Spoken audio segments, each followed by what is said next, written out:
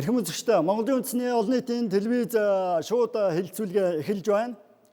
За олон нийтийн телевизийн хувьд 2019 оны 8 дугаар сарын 14-ний хүртэлх хугацаанд 7 хоног бүрийн даваа лавг баасан гаригуудад үндсэн хуулийн нэмэлт өөрчлөлтийн төсөлтэй холбогдох асуудлуудаар нийгмийн төлөөллүүд холбогдох талуудын байр суурийг хүргэхээр төлөвлөж байна. За энэ удаагийн хэлэлцүүлгийг олон нийтийн телевизийн 600 студиэс үзэгч та бүхэнд шууд дамжуулан хүргэж байна.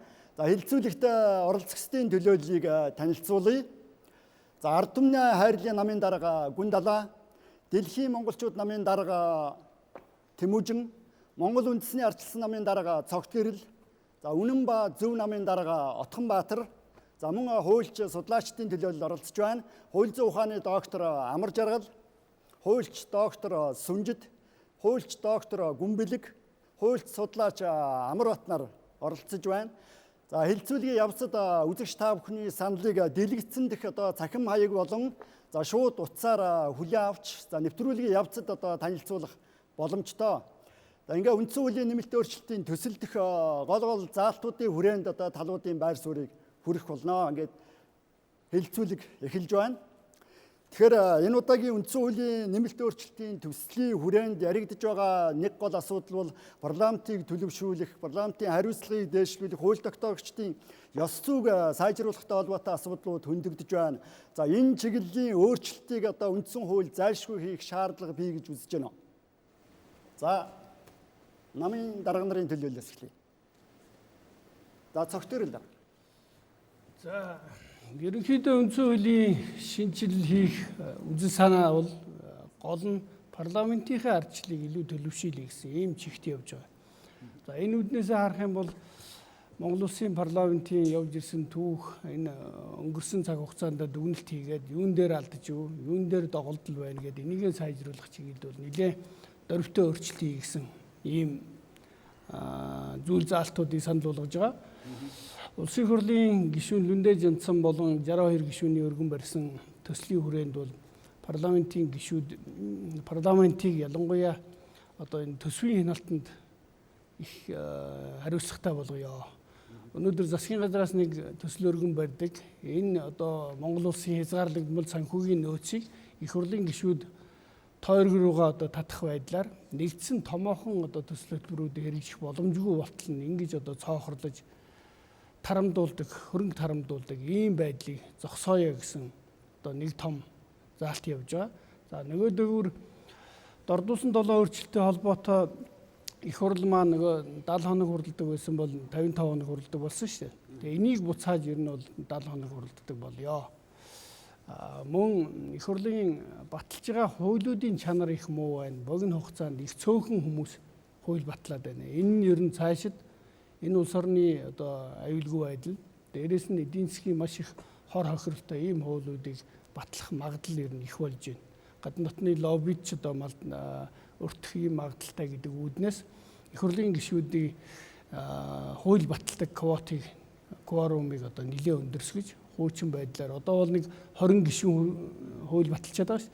Энийг 39 гишүүн баталдаг байдлаар ингэж өөрчилж байгаа. Гол заалтууд нь ерөнхийдөө энэ чиглэлд явж байгаа. Тухайлбал 2000 онд үндсэн хуульд оруулсан 7 нэмэлт өөрчлөлтийн заалтуудыг засах, сайжруулах гэдэг юм уу, хасах байдлаар зохицуулт хийснээр парламентын төлөвшил бодиттой нөлөө үзүүлэх боломж байх уу? Ер нь тэгнэ гэсэн чиг хандлагад л ажиллаж байгаа. Яагаад тэгэхээр манайх ч нэг гишүүнийг 2 байнгын хороонд оролцдог. Тэгээ байнгын хороонд алдаг хоног ордог. За ихэнх гишүүд нь олон байнгын хороонд тарамдгаас болоод нөгөө өргөн баригдсан хуультайгаа гүнзгий сайн танилцж чаддгүй, судалгаа шинжилгээ хийж чаддгүй. За дээрэс нь засгийн газарт олон гишүүн ордгоос болоод их хурлын ажил нь бол үндсэндээ нэг дайвар ажил маягтай ийм болоод байгаа. Тэгэхээр нөгөө давхар дээлийн тайлыг гэдэг байгаа шүү дээ. Энэ бол их хурлын гишүүдээс гарсан төсөлж явж байгаа. Ерөнхийлөгчийн гаргаж байгаад бол өргөн барьсанд бол өшөө бүр зөвхөн ерөнхий сайд нь их хурлын гишүүн байж болохоор ийм заалтууд явж байгаа. Энэ юу гэж яах гэхээр их хурлын гишүүд нь ерөөсөө хууль тогтоох үндсэн үйл ажиллагаанд төвлөрч ажиллаа. Засгийн газрын гүйцэтгэх ажилдаа төвлөрлөө. Энэ хоёрын хоорондоо холилддог. Энэ байдлыг бүрэн зогсооё гэсэн. Энэ бол ер нь өнгөрсөндөө одоо дүгнэлт хийгээд гаргаж байгаа хамгийн том дэвшил нь бол ер нь засгийн газар их хурл хоёрыг өөрийнх нь чиглэлийн л одоо ажиллаа хийдэг болгоё л гэсэн ийм л чиглэл томоохон өөрчлөлт орохоор явж байгаа. За Утганбаатар. Парламентын төлөвшөл явагдах уу гэж та асууж байна. Бас зөвлөдөө. Ер нь бол энэ үндсэн хуулийг өөрчлөхийг бол дэмжиж байгаа. Манай намаа. Гэхдээ оруулж байгаа бүх залттай биш. Жишээ нь 1996 онд бүрдсэн 76 гишүүн бүрэлдэхүүнтэй парламент маань жишээ нь 50 гишүүн нь бол ардсан хүчний холбооноос нэг бие даагч тэгээд Монгол Улсын хувьсгал намаас бүрдээдсэн. Тэр үед нөгөө үндсэн хуулинд байсан заалт бол олон хүрэлцэн ирснээр дийлэнх олон хүрэлцэн ирснээр улсын их хурлын чуулган хүчин төгөлдөр явна гэдэг хууль байсан. За энэ нь бол 51 гишүүн ирж хуралдах хэрэгтэй байсан. Гэтэл ардсан хүчний холбооны 50 дээр дашлбар гагсан нэмэгдэхийн бол 51 бол хурал эхлээд идэг. Хэрвээ дашлбар гагсан эхлэхгүй бол улсын их хурл нөгөө банкны ажиллагаатай парламентд явхан байсан. Тэгэхээр тэр үед бол юу гэж харсан гэхээр гишүүдийнхээ оролцоог нэмэхээс илүү ерөөсөө 39 гишүүнтэйгээр олонх ирснээр чуулган хүчин төгөлдөр болгоё гэд дордохын 7 өөрчлөлт гэдгийг 2000 онд бол хийсэн байгаа. За энэ заалтын дордохын 7 өөрчлөлтийнхөө ерөнхийдөө 6 зүйл заалтын нь бол энэ удаагийн үндсэн хуулийн нэмэлт өөрчлөлтөөр бол эргээд засъя гэж байгаа юм билээ. Засъя гэж байгаа. За энэ дээр нэг юм байгаа. 62 гишүүн буюу үндэ чансан гишүүний ахалсан 62 гишүүний энэ төсөл бол нэгдүгээр хэлэлцүүлгээр ороо гараад ирсэн. Ерөнхийлөгч хоёрдугаар хэлэлцүүлэг дээр нь төсөл санал гэж оруулж ирж байгаа. Жишээ нь ерөнхийлөгчийн оруулж ирсэн зүйлийг 100% улсын их хурл хүлээж авахгүй гэж байгаа. Яагаад гэвэл нөгөө хоёрдугаар нэгдүгээр хэлэлцүүлэг дамжаагүй учраас хоёрдугаар саналын эрхтэй гэр гэж байгаа. Тэгэхээр одоо ерөнхийлөгчийн оруулж ирсэн төслийг 62-ын бүлэг дээр дурддаггүй төсөл ороод ирэх юм бол жишээ нь үндсэн хуулийн 6-гийн 2-ыг улсын их хурл өөрчлөнө гэж оруулж ирээд ерөнхийлөгч бас өөрчлөх заалт орж ирж байгаа. Энэ дээр харилцан ярилцсан гэсэн.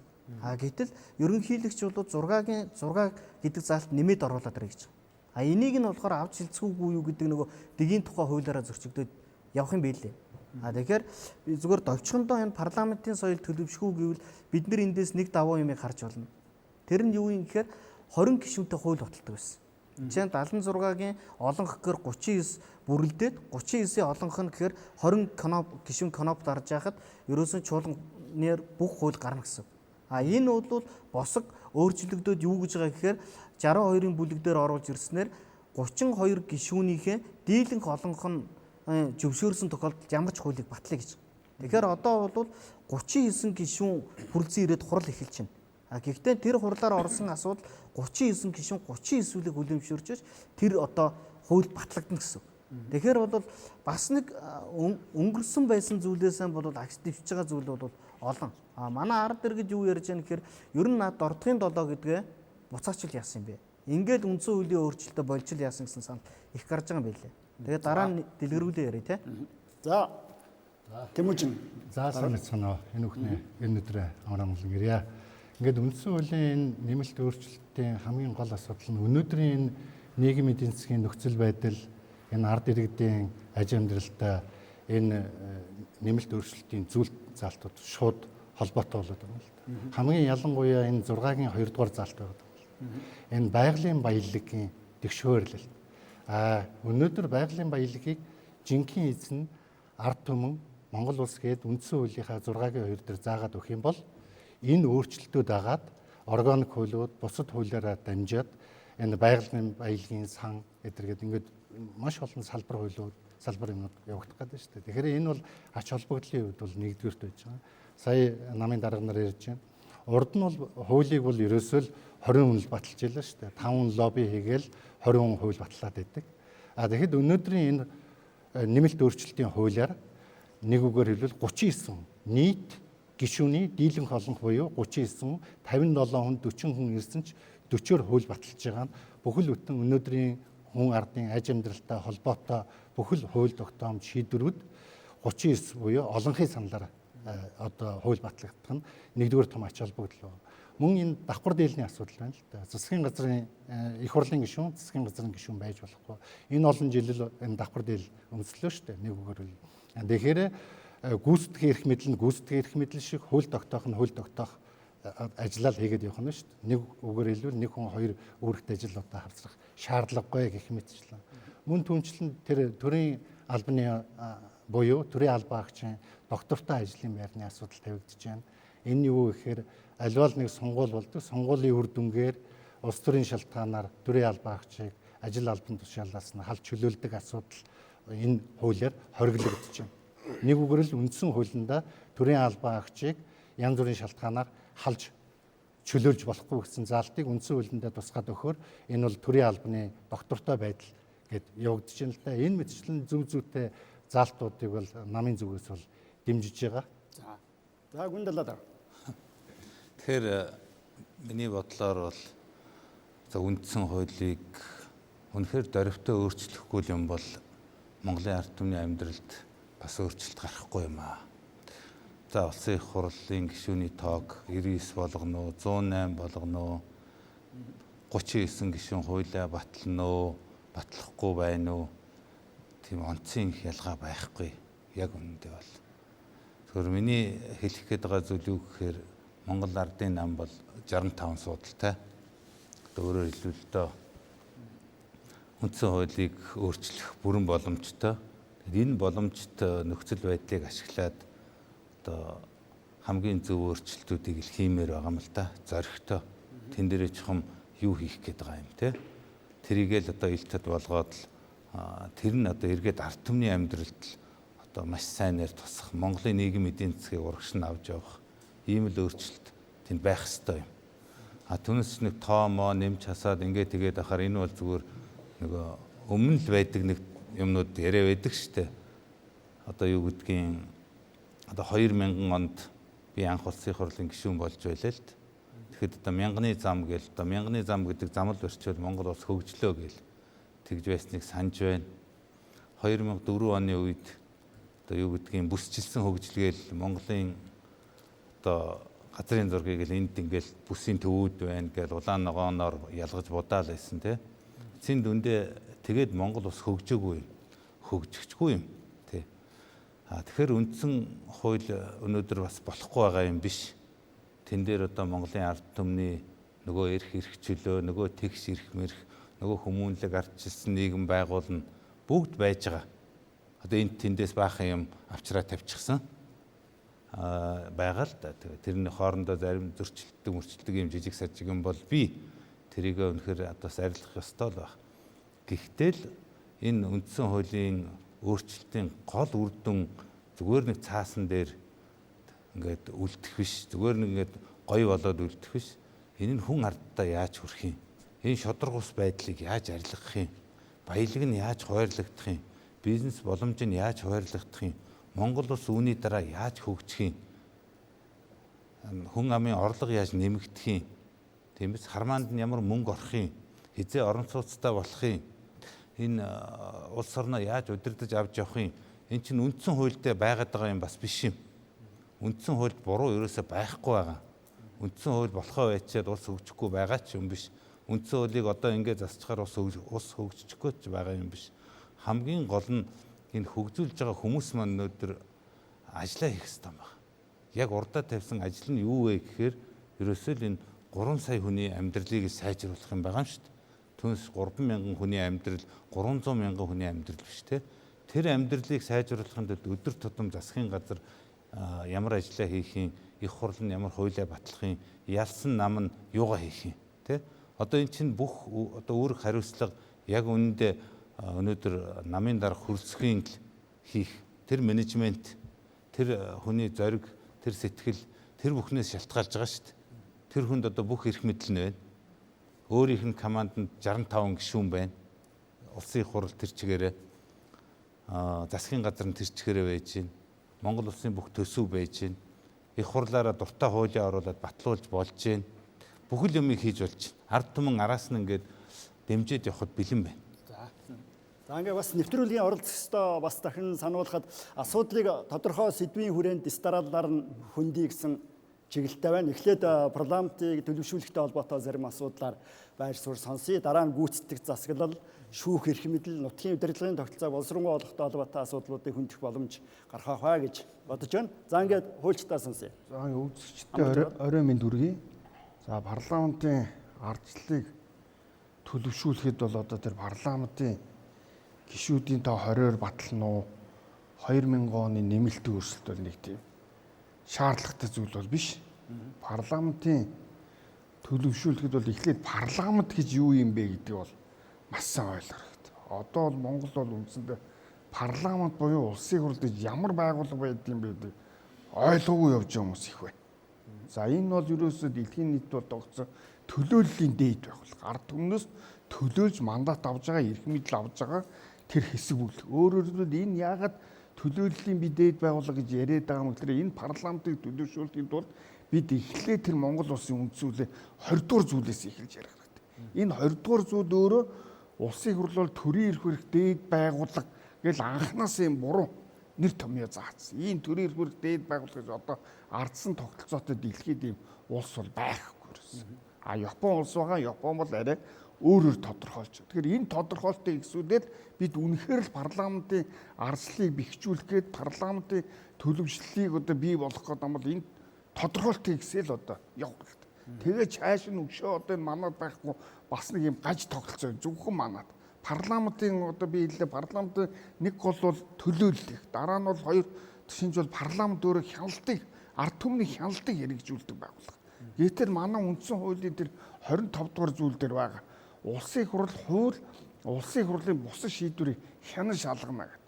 Өөрөөр өөрхөө баталсан хуулийг өөрөө хянан шалгадаг байгууллага бол бас дэлхийд байхгүй. Логикийн үед бодож утсан байхгүй, болсон хүчний нөөцч байхгүй. За тэгэхээр энийг хэн хянан шалгадаг юм бэ гэхээр ерөөсөө гүйцэтгэх эрх мэдэл хянан шалгадаг. Тэгэхээр манад ерөөсөө анханасаа ийм одоо алдаатай ийм үндсүүлийн заалтууд байгаа учраас энийгээ эхэлж засаад цаашаагаа явуул бол парламентын бол одоо энэ төлөвшлийг бол хөгжүүлэх болоод бүрэн боломжтой гэж үзэж байгаа. За доктор Сүмжид 92 оны үндсэн хуулиар бид төрийн эрх мэдлээ 3 хуваарлсан. Тэгээд тэрэндээ эрх мэдлүүдэд тус бүртний хязгаар бөгөөд хамтрах харилцан тэнцвэртэй байх энэ нөхцөлийг нь олгосон. За 27 жилийн үндсэн хуультай явлаа. Ингээ энэ хугацаанд юу болохгүй байна вэ гэдэг дээр улс төрчид, судлаачид бүгдээрээ дүн шинжилгээ хийсэн. Энийн нэгэн дээр парламентын ардчлалыг бол өмнөх одоо 92 оны үндсэн хуулийн үзэл баримтлалыг баттгах концепцийн хувьд шинжилгээ юм байхгүй гэж үзэж байгаа. Юуг өөрчлөх ёстой вэ гэхээр нэгдүгээр улсын хурлаас хурлын одоо улсын хурл ба засгийн газрын хоорондын төрийн одоо хямрал гэж үүсэж байгаа шалтгаан нь юутай холбоотой юм гэхээр нэгдүгээр тэр засгийн газрын доктортой байдал өвнийг бүрдүүлэхэд нөлөөлж байгаа их хурлын гишүүдийн нөлөө юу юм бэ? Энийг нь багасгая. Өөрөөр хэлбэл засгийн газрын гишүүн бүрийг улсын хурлаар хэлэлцэж, нэр дэвшүүлж, түүнийг нь хэлцэж томилох чинь хэр зөв юм. Энэ бидний доктортой байдлыг хангаж чадсангүй л гэж хэлээдээ л энийг бүгд харж байна. Судалгаа шинжилгээний шаардлагагүй. Тэгэхээр одоо парламентын ардчлалыг төлөвшүүлэхийн тулд нэн тэргүүнд юу хийвэ, юу хийх шаардлагатай вэ? Зөвхөн нэмэлт өөрчлөлтийн түвшинд шүү дээ, тийм ээ. Тэгэхээр энэ орж ирж байгаа саналын хүрээнд яг өмнөх 2000 оны их хурлтай холбоотой залтуудаа өөрчлөе. Өөрөөр хэлэх юм бол өмнө нь байнгын хороо чуулганы нэгдүгээр хэлэлцүүлэг бол өмнөх тэр олонхын олонх буюу 39-20-ын зарчмаараа явна. Харин сүүлийн хэлэлцүүлэгийг батлахдаа 39 буюу олонхынхоо зарчмаар батлагдана. Тэгээ юу өөрчлөгдөх юм гэж байгаа. Тэгэхээр юу өөрчлөгдөн гэж хүлээж байгаа гэхээр нэгдүгээр тэн дээр хэрвээ ард түмний төлөөлөл муу юм бол энэ дээр бид нар тэрэн дээр бас нэг батлах органик хууль гэдэг ойлголтчин гарч ирэх юм магадгүй болзошгүй гэдэг ийм үлэлттэй. Ахиад их хурлын төлөвшөлд ярихаар бид нар зайлшгүй 2-4 орно нэг сонгуулийн систем. Энэ сонгуулийн систем болж байгаа юм уу? Ингээд сонгуул болгоны өмнө өөрчлөлт авах чинь зөв үү? Тэр асуултанд хариу өгөхийн тулд энэ дээр их хурлын сонгуул болохоос 1 жилээс доошгүй өмнө энэ сонгуулийн тухай хууль сонгуулийн системд өөрчлөлт оруулахыг хориглоно гэж зааж байгаа. Энэ бас парламентын төлөвшөлтөй шууд холбоотой. Хоёр дахь заалт нь нам. Одоо энэ төрийн хямрал засаглалын тогтворгүй байдал улмаар эдийн засаг ядуурал ард түмний амжиргаа юутай холбогдоод байгаа юм гэхээр тэгээд эцэстээ энэ бүх чинь их хурл дээр хэн орж ирж байгаа вэ гэхээр намууд орж ирж байгаа. Өөрийн хөтөлбөрөөр дэвшүүлээ те. Тэгэхээр намуудын ил тод байдал, намуудын санхүүжилт, намуудын үйл ажиллагаагаа хуулийн дагуу, хууль дэдлэг ёсны дагуу явуулах гэдэг бол зайлшгүй орж ирж байгаа. Тэгэхээр энэ дагаад түрүү хэлсэн одоо оролцогчдын хэлсэн санал дээр шууд парламент дээр хаягдж байгаа энэ өөрчлөлтөөс гадна нэмэх нь бид нар энэ сонгуулийн тогтолцоо тэгээд намуудтай холбоотой энэ заалтыг бас заавал ярих хэрэгтэй. Ингэжээж бид нар өөрөөр хэлэх юм бол их хурлынхаа 92 оны үндсэн хуулийн концепцийг илүү бэхжүүлэн өдний хүртэл гарсан зарим одоо болохгүй байгаа алдаа дутагдал гажуудлыг залруулна гэдэг ийм итгэл найдвараар иймэрхүү өөрчлөлтөө хийхээр санал тусгаад байгаа энийг дэмжиж байгаа юм. За гүнбэлийг хөвлөж. За оролцогчдын ярьсан дээр нэмээд ер нь энэ парламентын төлөвшөл өөрөө юунаас эхэлв? Тэгэхээр парламент гэдгийг юм түрүүнд ойлгох хэрэгтэй. За парламентд төлөөлж байгаа өөрийнхөө гишүүнийг сонгохдоо сонгогч өөрөө ямар ухамсартай, ямар мэдлэгтэй байх ёстой вэ гэдгээс бас нэлээд шалтгаална. Тэгэхээр нэмэлт өөрчлөлтөд холбогдуулаад одоо улсын их хурлын гишүүдийн тоог нэмэх, за одоо хуралдах хоногийг нэмэх гэх мэт энэ бол процессын шинжтэй асуудал.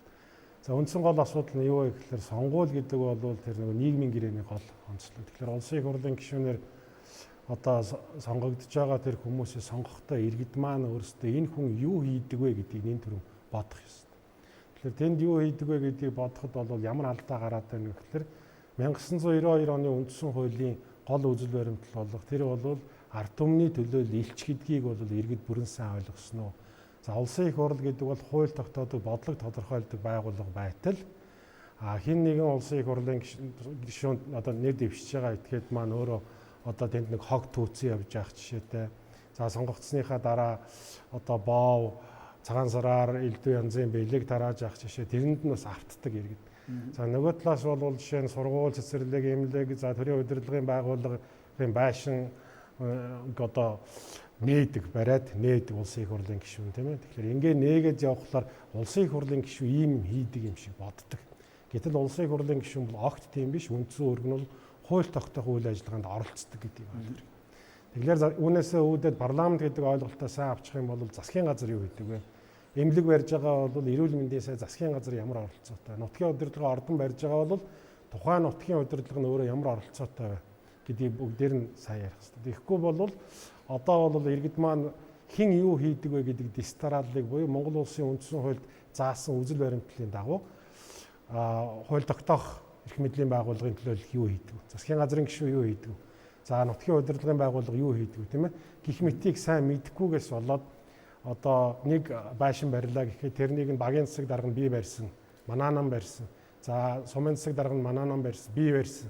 Аймгийн засаг дарга нь бий барьсан, улсын их хурлын гишүүн бий барьсан гэх мэтээр ингээд төөрөгчд.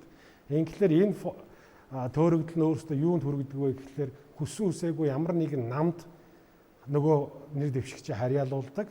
Нөгөө нутгийн удирдлагын байгууллага өөрөө удирдах ёс гэдгийг ойлгоогүй хүн чинь энэ хэд чинь бүгдээрээ нэг ханд явдаг юм байна гэж ойлгож байгаа. Гэтэл хамгийн үндсэн ойлголт нь юу вэ гэхээр хууль тогтоогч нэг тусдаа, нутгийн өөрийн удирдлагын байгууллагын төлөөлөл нэг тусдаа, багийн засаг дарга нь тусдаа гэх мэтээр энэ оролцож байгаа сонгуульд оролцож байгаа сонгогдож байгаа томилж байгаа субъектууд маань өөрсдөө юу хийдэг вэ гэдгийг маш сайн ойлгох юм бол парламентын төлөвшөл өөрөөс сайн бүрдэж явна гэж.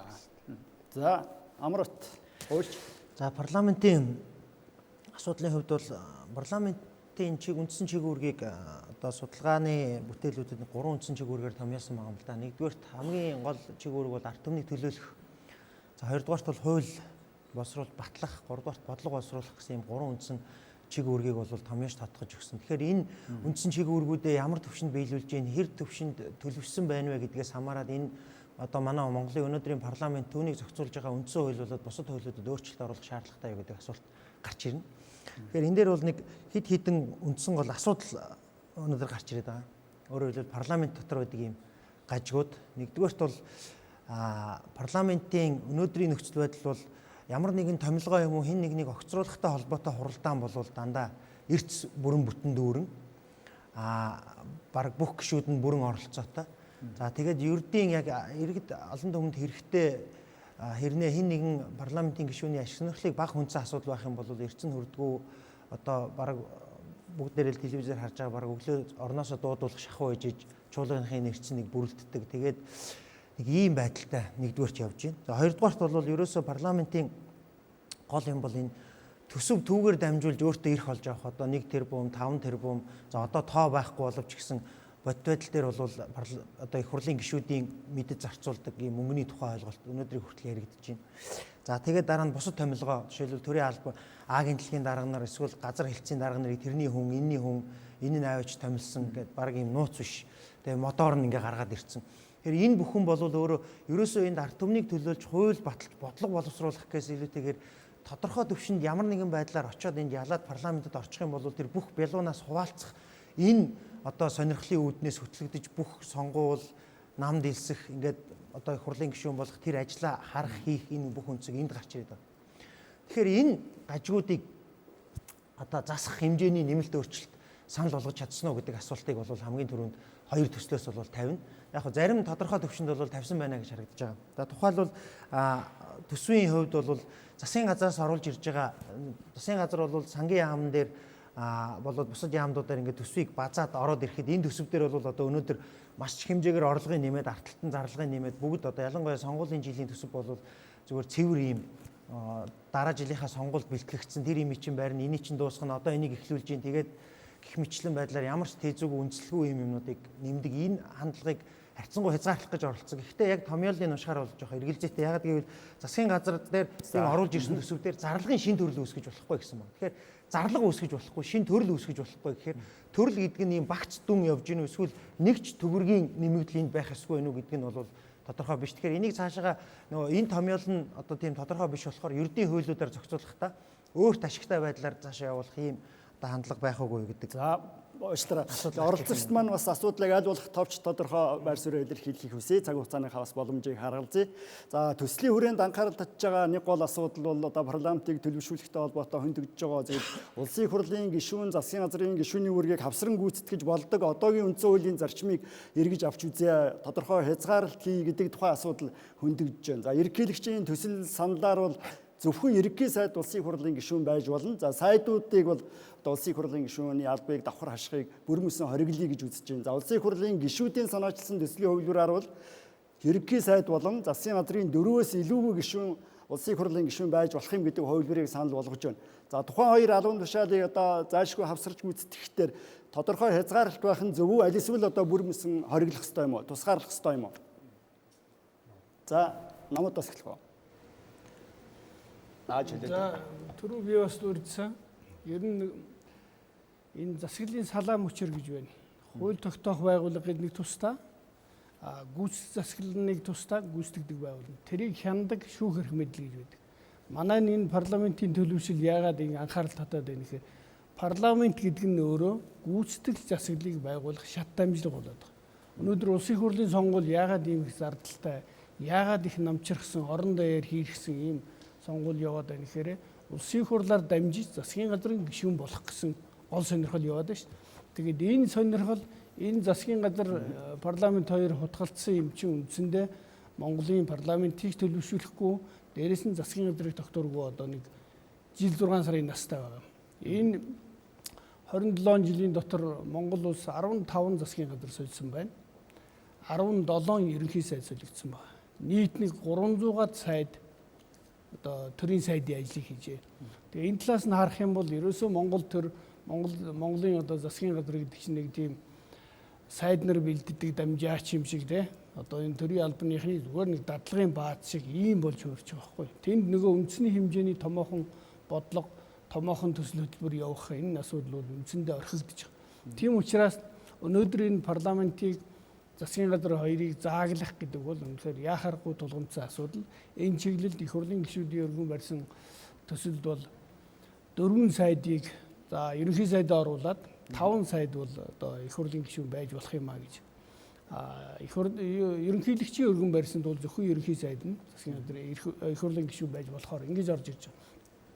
За энийг юу тайлбарлаж яах гэхээр яг хөө ер нь их хурл засгийн газрын хоорондын бас бодлогын уялдаа холбоо байхад их түшигтэй гэдэг энэ утгаараа. Дээрээс нь парламентын гадна одоо ерөнхий сайд кабинет бүрдүүлсэн одоо их хурлын гишүүн биш ерөнхий сайд байх юм бол парламентын дарангуйл бас хэтэрхий одоо уялдаагүй зөвхөн засгийн газрыг хэт одоо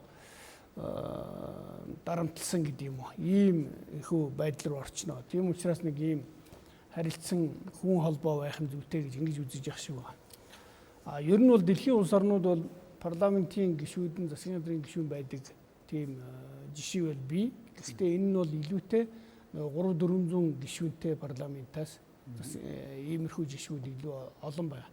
Цөөхөн гишүүдтэй үед бол засгийн газрын гишүүд байх нь их хурлын гишүүд үндсэн одоо хууль тогтоох ажил руугаа төвлөрөхгүй засгийн газрынхаа илүү одоо хөрөнгө мөнгө зарцуулдаг тэр бодлого руугаа илүү их анхаардаг болдог талтай. Нөгөө талдаа түрүү бас манай судлаачид хэлж байна. Өөрөө хэрэгжүүлэх, өөрөө захиран зарцуулах тэр одоо хөтөлбөр бодлогынхаа мөнгийг их хурл дээр батлуулж аваад тэгээд тэрийгээ өөрөө захиран зарцуулчаад эргээд их хурлынхаа гишүүний хувьд тэрийгээ буцаад хянах ийм үүрэг нь одоо тэр их хурлын гишүүн засгийн газрын давхар дээлтэй гишүүн чинь олж ш. Тэгэхээр энэ өөрөө өөрийгөө хянана гэдэг бол ерөнхийдөө хаач байдгүй зүйл учраас энэ хоёрыг салах ёстой л гэдэг. За ийм л зүйл байгаа. За Ярьж байгаа заалт бол үндсэн хуулийн 29-ийн 1 байхгүй. Үндсэн хуулийн 29-ийн 1 дээр хийж орж байна. Ерөнхий сайдыг ганцхан томилоод бусдын гаднаас томилъё гэж байна. Энэ ингээ харахад зөв. Гэхдээ агуулгаараа ингээ харах юм бол хэрвээ намаа шантаачтаас цэвэрлж чадахгүй бол энэ асуудал ахаал үргэлжлэнэ. Ерөнхий сайдаа унах тоглоом явна. Нэг ёсонтой өнөөдрийн манай энэ жижиг 76 гэсэн тойрог байгаа цагт одоо жишээ нь зогтгорол дарга ерөнхий сайд байлаа гэхэд би гишүүн. Тэгэхээр ороод за ерөнхий сайдаа та одоо манай тойрог руу цэцэрлэг янзлаад өгөө.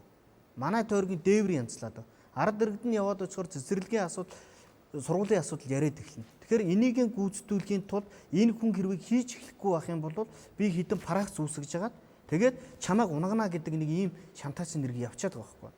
Тэгэхээр бидний өнөөдөр түрүүн парламентын төлөвшөлд үндсэн хууль нэг хамаагүй гэдэг нь шүү дээ. Эсвэргээр маш хамаатай байна. Хэрвээ жижигсэн тойргоор биш улс үндэст нь нэг эрх ашиг харсан тойргийг бид бий болгоод улс нэг тойргийг бий болгоод ирэх юм бид энэ том төслүүдэд хөдөлгөж хэрвээ ерөнхий сайдыг юм жижиг зүйлээр шантаачилдаг одоо би муухай өгүүлж шít асуудал зэгсэрнэ. Энэ ерөнхий сайдыг энэ шантаачилж байгаа зүйл чинь ганцхан ерөнхий сайд биш. Одоо шин сумын засаг дарга гэж. Сумын засаг дарга намынхан гишүүдээс сонгогдоо гараад ирдэг. 21 сумынхан төлөөлөгчдөөс 11-ийн олонхоос дээш санал аваа гараад ирдэг. 11 дотроос нь нэг нь чи манай багт ийм худаг хийл гэж байгаа байхгүй. Үгүйгээд ихэнхээр нь маргааш тэгвэл би тэр хэдтэй нийлж байгаад нөгөө намынхан танилж чамааг унгана гэд. Ерөөсөө ингээд нөгөө манай улс маань 4 жилийн хугацаанд хөгжил ярих биш. Шатанда нэг нөгөө нэг өөрийнхөө ирэх жилийн 4 жилийн дараагийн уулзах тойрогтой бэлдээд байгаа. Тэгэхээр Монгол улс хэрвээ үнэхээр эрх ашиг хараад ерөнхий сайд гүйцэх эрх мэдлээ бид нэмэгдүүлэе гэж байгаа бол энэ эргээд уялдсан юм нь энэ жижиг тойргоосоо бид салах хэрэгтэй. Тэгжээж улс нэг гэсэн том агуулгаар нь бид харж иж энэ том төслүүдэд хөдөлгөнө. Одоо жишээ нь өнгөрсөн жилийн хувьд гэхэд парламентын гишүүдийн нэг гишүүний тойрогтой батлуулсан төсөв чинь 8 тэрбум лөө. 8 тэрбум төгрөг. Ингээд бид чинь нөгөө мөнгө жижиг хуваагаад тэгээд том үйлдвэр барихгүй байна гэд яриад байгаагийн цаатал нь энэ. Одоо жишээ нь 20 онд эвсэл болоод ирэх юм бол бүр хэцүү болно.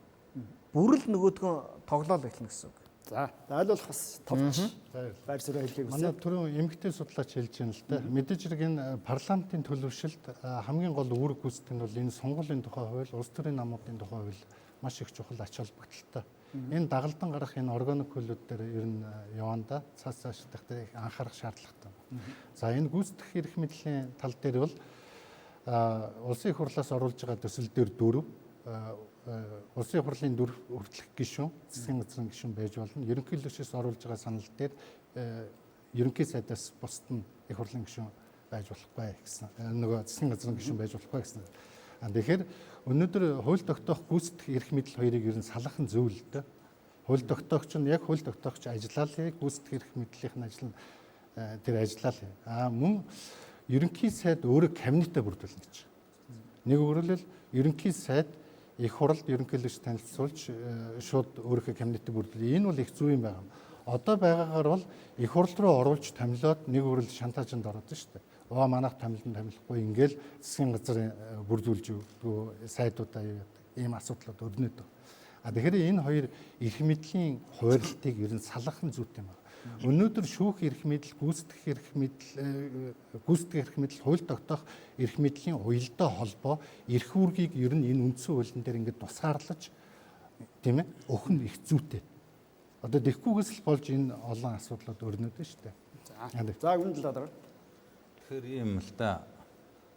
Сайд нар их хурлаасаа их хурлын гишүүн байна уу? Одоо гудамжнаас байна уу? Уг нь онцгой ялгаагүй.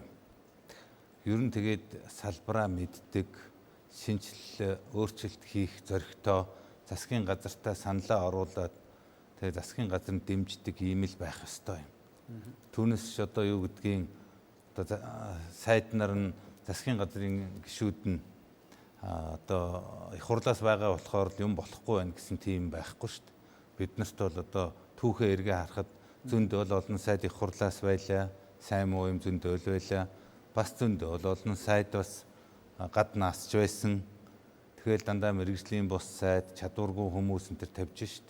Ер нь сайд нар болохгүй хүмүүсийг энэ үүрэгт ажил дээр нь тавиал нэг жил 2 жил хараад болохгүй бол тэгээ солиол дараагийн сайдыг гаргаж ирэл явах ёстой шүү дээ. Одоо Япон бол байнга сольж шүү дээ. Засгийн газар нь одоо Итали улс бол бараг л 40-50 удаа засгийн газараа сольчод байгаа шүү дээ. Энэ 2 дугаар дайнаас хойш нэг удаагүй шүү дээ. Дэлхийн 2 дугаар дайнаас хойш.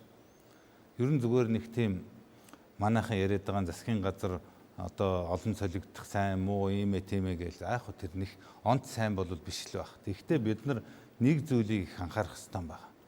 Бид нар зөв хэлбэр хөөцөлтөд байгаа юм шүү. Бид бол тогтвортой эдийн засаг тийм мөнгөө Монгол улс мөнгөө яаж олох вэ? Монгол хүн яаж мөнгөтэй байх вэ? Бизнесээ яаж бид нар хийх вэ? Бид дэлхийд хаана яаж явах вэ? Тэрийг л тэр юм дээрээ гараад тэр мөнгөө олоод эдийн засгаа хөгжүүлчих юм бол засгийн газар их хурлын гишүүдээс бүрдэнэ үү?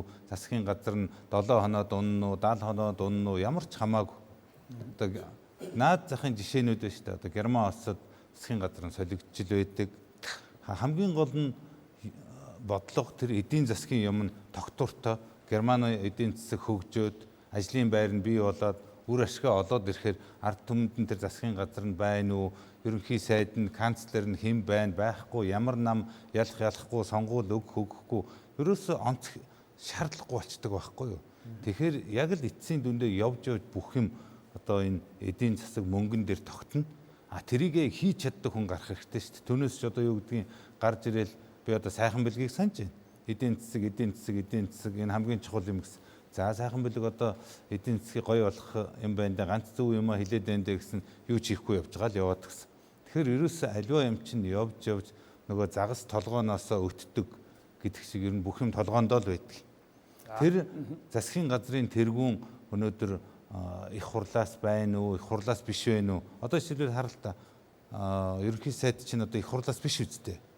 Гэтэл одоо хуулийн дээр заавал их хурлаас байх юм шиг одоо гишүүн байх хэрэгтэй юм шиг юм гаргаад байна шүү дээ. Гэтэл өнөөдөр ч одоо иймэрхүү маягаар ингээд яриад байж бас болохгүй юу. Үнэхээр заавал одоо их хурлаас байх хэрэгтэй бол үндсэн хуульд өөрчлөлт оруулж яах юм? Одоо тэгвэл их хурлын биш ерөнхий сайд байгаад болж ийн энийг гаргана гэл ингээл яриад гаргасан биз дээ Монголын ард түмэн тий. Тэгэхээр энэ явж бүх юм чинь хүндээ байгаа юм шүү. Яг үндэ одоо яг тэр зөв бодлогыг гаргаж зөв эдийн засгаа барьж авсан тэр л одоо улс хөгжөөд байгаа шүү тий. Одоо юу гэдгийг мөнгө хаана вэ тий? Мөнгөө яаж олох юм тий? Одоо Швейцарын жишээ байна шүү дээ наад зах нь тийм үү? Гэхдээ нэг Швейцарч нэг хөлсний цэрэг нийлүүлдэг л байсан улс шүү дээ тий. Гинтхэн энэ дэлхийд даяар мөнгө энд тент одоо ингээд хийсээ тэнээд ингээд яваад байх нэг ийм төвийг барьсан улс байгуулад ингээд гайгүйхан юм хийчих юм бол мөнгө цуглуулчих юм байна гэл. Тэгэл тэр мөнгө цуглуулаад тэрэн дээр ажиллаад өнөөдөр дэлхийн хамгийн баян хүмүүс Швейцарууд боллоо шүү дээ. Тэгэхээр бид нар яг тэр ажиллаад хийх хэрэгтэй байхгүй юу? Түүнээс ч одоо тэр болохгүй энэ болохгүй гэдээ муул бол бор ахын хойд захын бор овоохоо гэдэг шиг үндсэн хууль болохгүй. Эсвэл их хурлын гишүүн засгийн газрын гишүүн болчихоор болохгүй болчлоо. Тэглээ инглээ гэд ингээд төөрөөд яваад иж болмооргүй. За ингээд хэлэлцүүлгийн явцад бас үзэгчдийн саналыг цахим хаягуудаар дамжуулан хүлээн авч байгаа.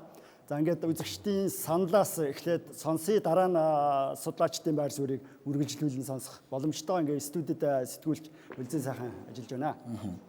Тэгэхээр өнөөдрийн хэлэлцүүлэг Mongolian National Broadcaster за 32 86 43 гэсэн утсаар үзэгчдээс санал асуулга авж байгаа. За тэгээд лайв үзэж байгаа үзэгчдийн дийлэнх бол одоо үндсэн хуулийн өөрчлөлтийг бол одоо өөрчлөх асуудлыг ард түмнээсээ за олон нийтийн хэлэлцүүлэг бол маш сайн зохион байгуулах ёстой. Ард түмнийхээ саналыг бол одоо авахыг нэгдүгээр тавих ёстой гэдгийг бол одоо комент үжиж байгаа лайв үзэж байгаа үзэгчдээ бол онцолж байна. За мөн одоо хоёр дахь асуудал бол одоо засгийн газрын гишүүд одоо саяны ярьсан сэдвтэй холбоож хэлэхэд засгийн газрын гишүүд бол давхар дээлтэй байх асуудлыг бол одоо бүрэн өссөн одоо үгүй хийх хэрэгтэй гэдэг зүйлийг бол хэлж байна. За 32 86 43 гэсэн утсан дээр бол үзэгчдээс маш олон асуулт ирж байна. За асуултууд бас давхацж байна.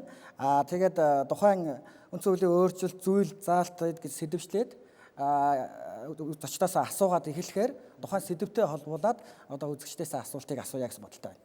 За баярлалаа. За ингээд хэлэлцүүлгийн явцад бас үзэгчдийнхээ саналыг дахин танилцуулах боломжтой. За одоо судлаачдын байр суурийг сонсъё. За хэлэлцүүлэг нэлээ яваад эхлэхээр бас зарим нэг төөрөгдөл бас гараад байгаа. Жишээ нь Монгол Улсын Үндсэн хуулийн 6 бүлэг 70 зүйл гэдгийг л бид их ярьж байна л та.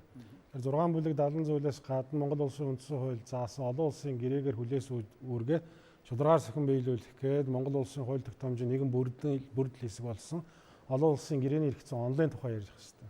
Тэгэхээр жишээ нь ерөнхий сайд ганцхан хүн байх уу, за ганц улсын хурлын гишүүн одоо ерөнхий сайд болох уу тийм үү? Тэр нэгэ удирдах уу гэдэг асуудал дээр бол төсвийн одоо захиран зарцуулалт, за тэгээд түүнд нөлөөлөх, бусад гишүүдээс нөлөөллийн тухай ярьж байгаа. Тэгэхээр Монгол улс бол 1966 оны Иргэний ба улс төрийн эрхийн пакт, эдийн засгийн нийгэм соёлын эрхийн пактын тухайд нэгдээ орсон байна. Тэгэхээр энэний гол үзэл санаа нь юу вэ гэхээр Иргэний ба улс төрийн эрхийн пакт буюу хүний бүр анхдагч үндсэн суурь эрхүүдийг заавал санхүүжүүлэх ёстой. Үүнийг заавал эдийн засгийн баталгаар хангах ёстой. Эдийн засгийн нийгэм соёлын эрхийн пактад заасан эрхүүдийг бол нэгдүгээр үеийн эрхүүдэд хангасны дараа одоо боломжийнхаа төвшөнд хангах ёстой гэсэн ийм зарчим байдаг. Тэгэхээр Монгол улс 1992 онд үндсэн хуулиа баталснаас хойш энэ хандлагыг бол ерөөсөө одоо авч хилцэж хууль тогтоомжоо баталж байгаагүй. Тэр дундаа төсвийн тухай хууль. За Монгол улсын ерөнхий сайд болсноосоо эхлүүлээд шантаажинд ордог. Би энэ засгийн газрын ерөнхий сайд байх уугүй юу, тийм ээ? Тэрнээс маргаашнаас нь эхлээл санаа зовж эхэлдэг. Тэгэхээр тэр хүмүүс бол ямар хариулт өгж явах ёстой вэ гэхээр нэг тухайн тойрог дээр би энэ сургуулийн асуудлыг ингэж шийдвүүлмээр байна. Би энийг ингэж одоо тэнд ийм олон худаг бариулмаар байна гэх юм бол тэгшэрхийн зарчим хамгийн түрүүнд байх ёстой.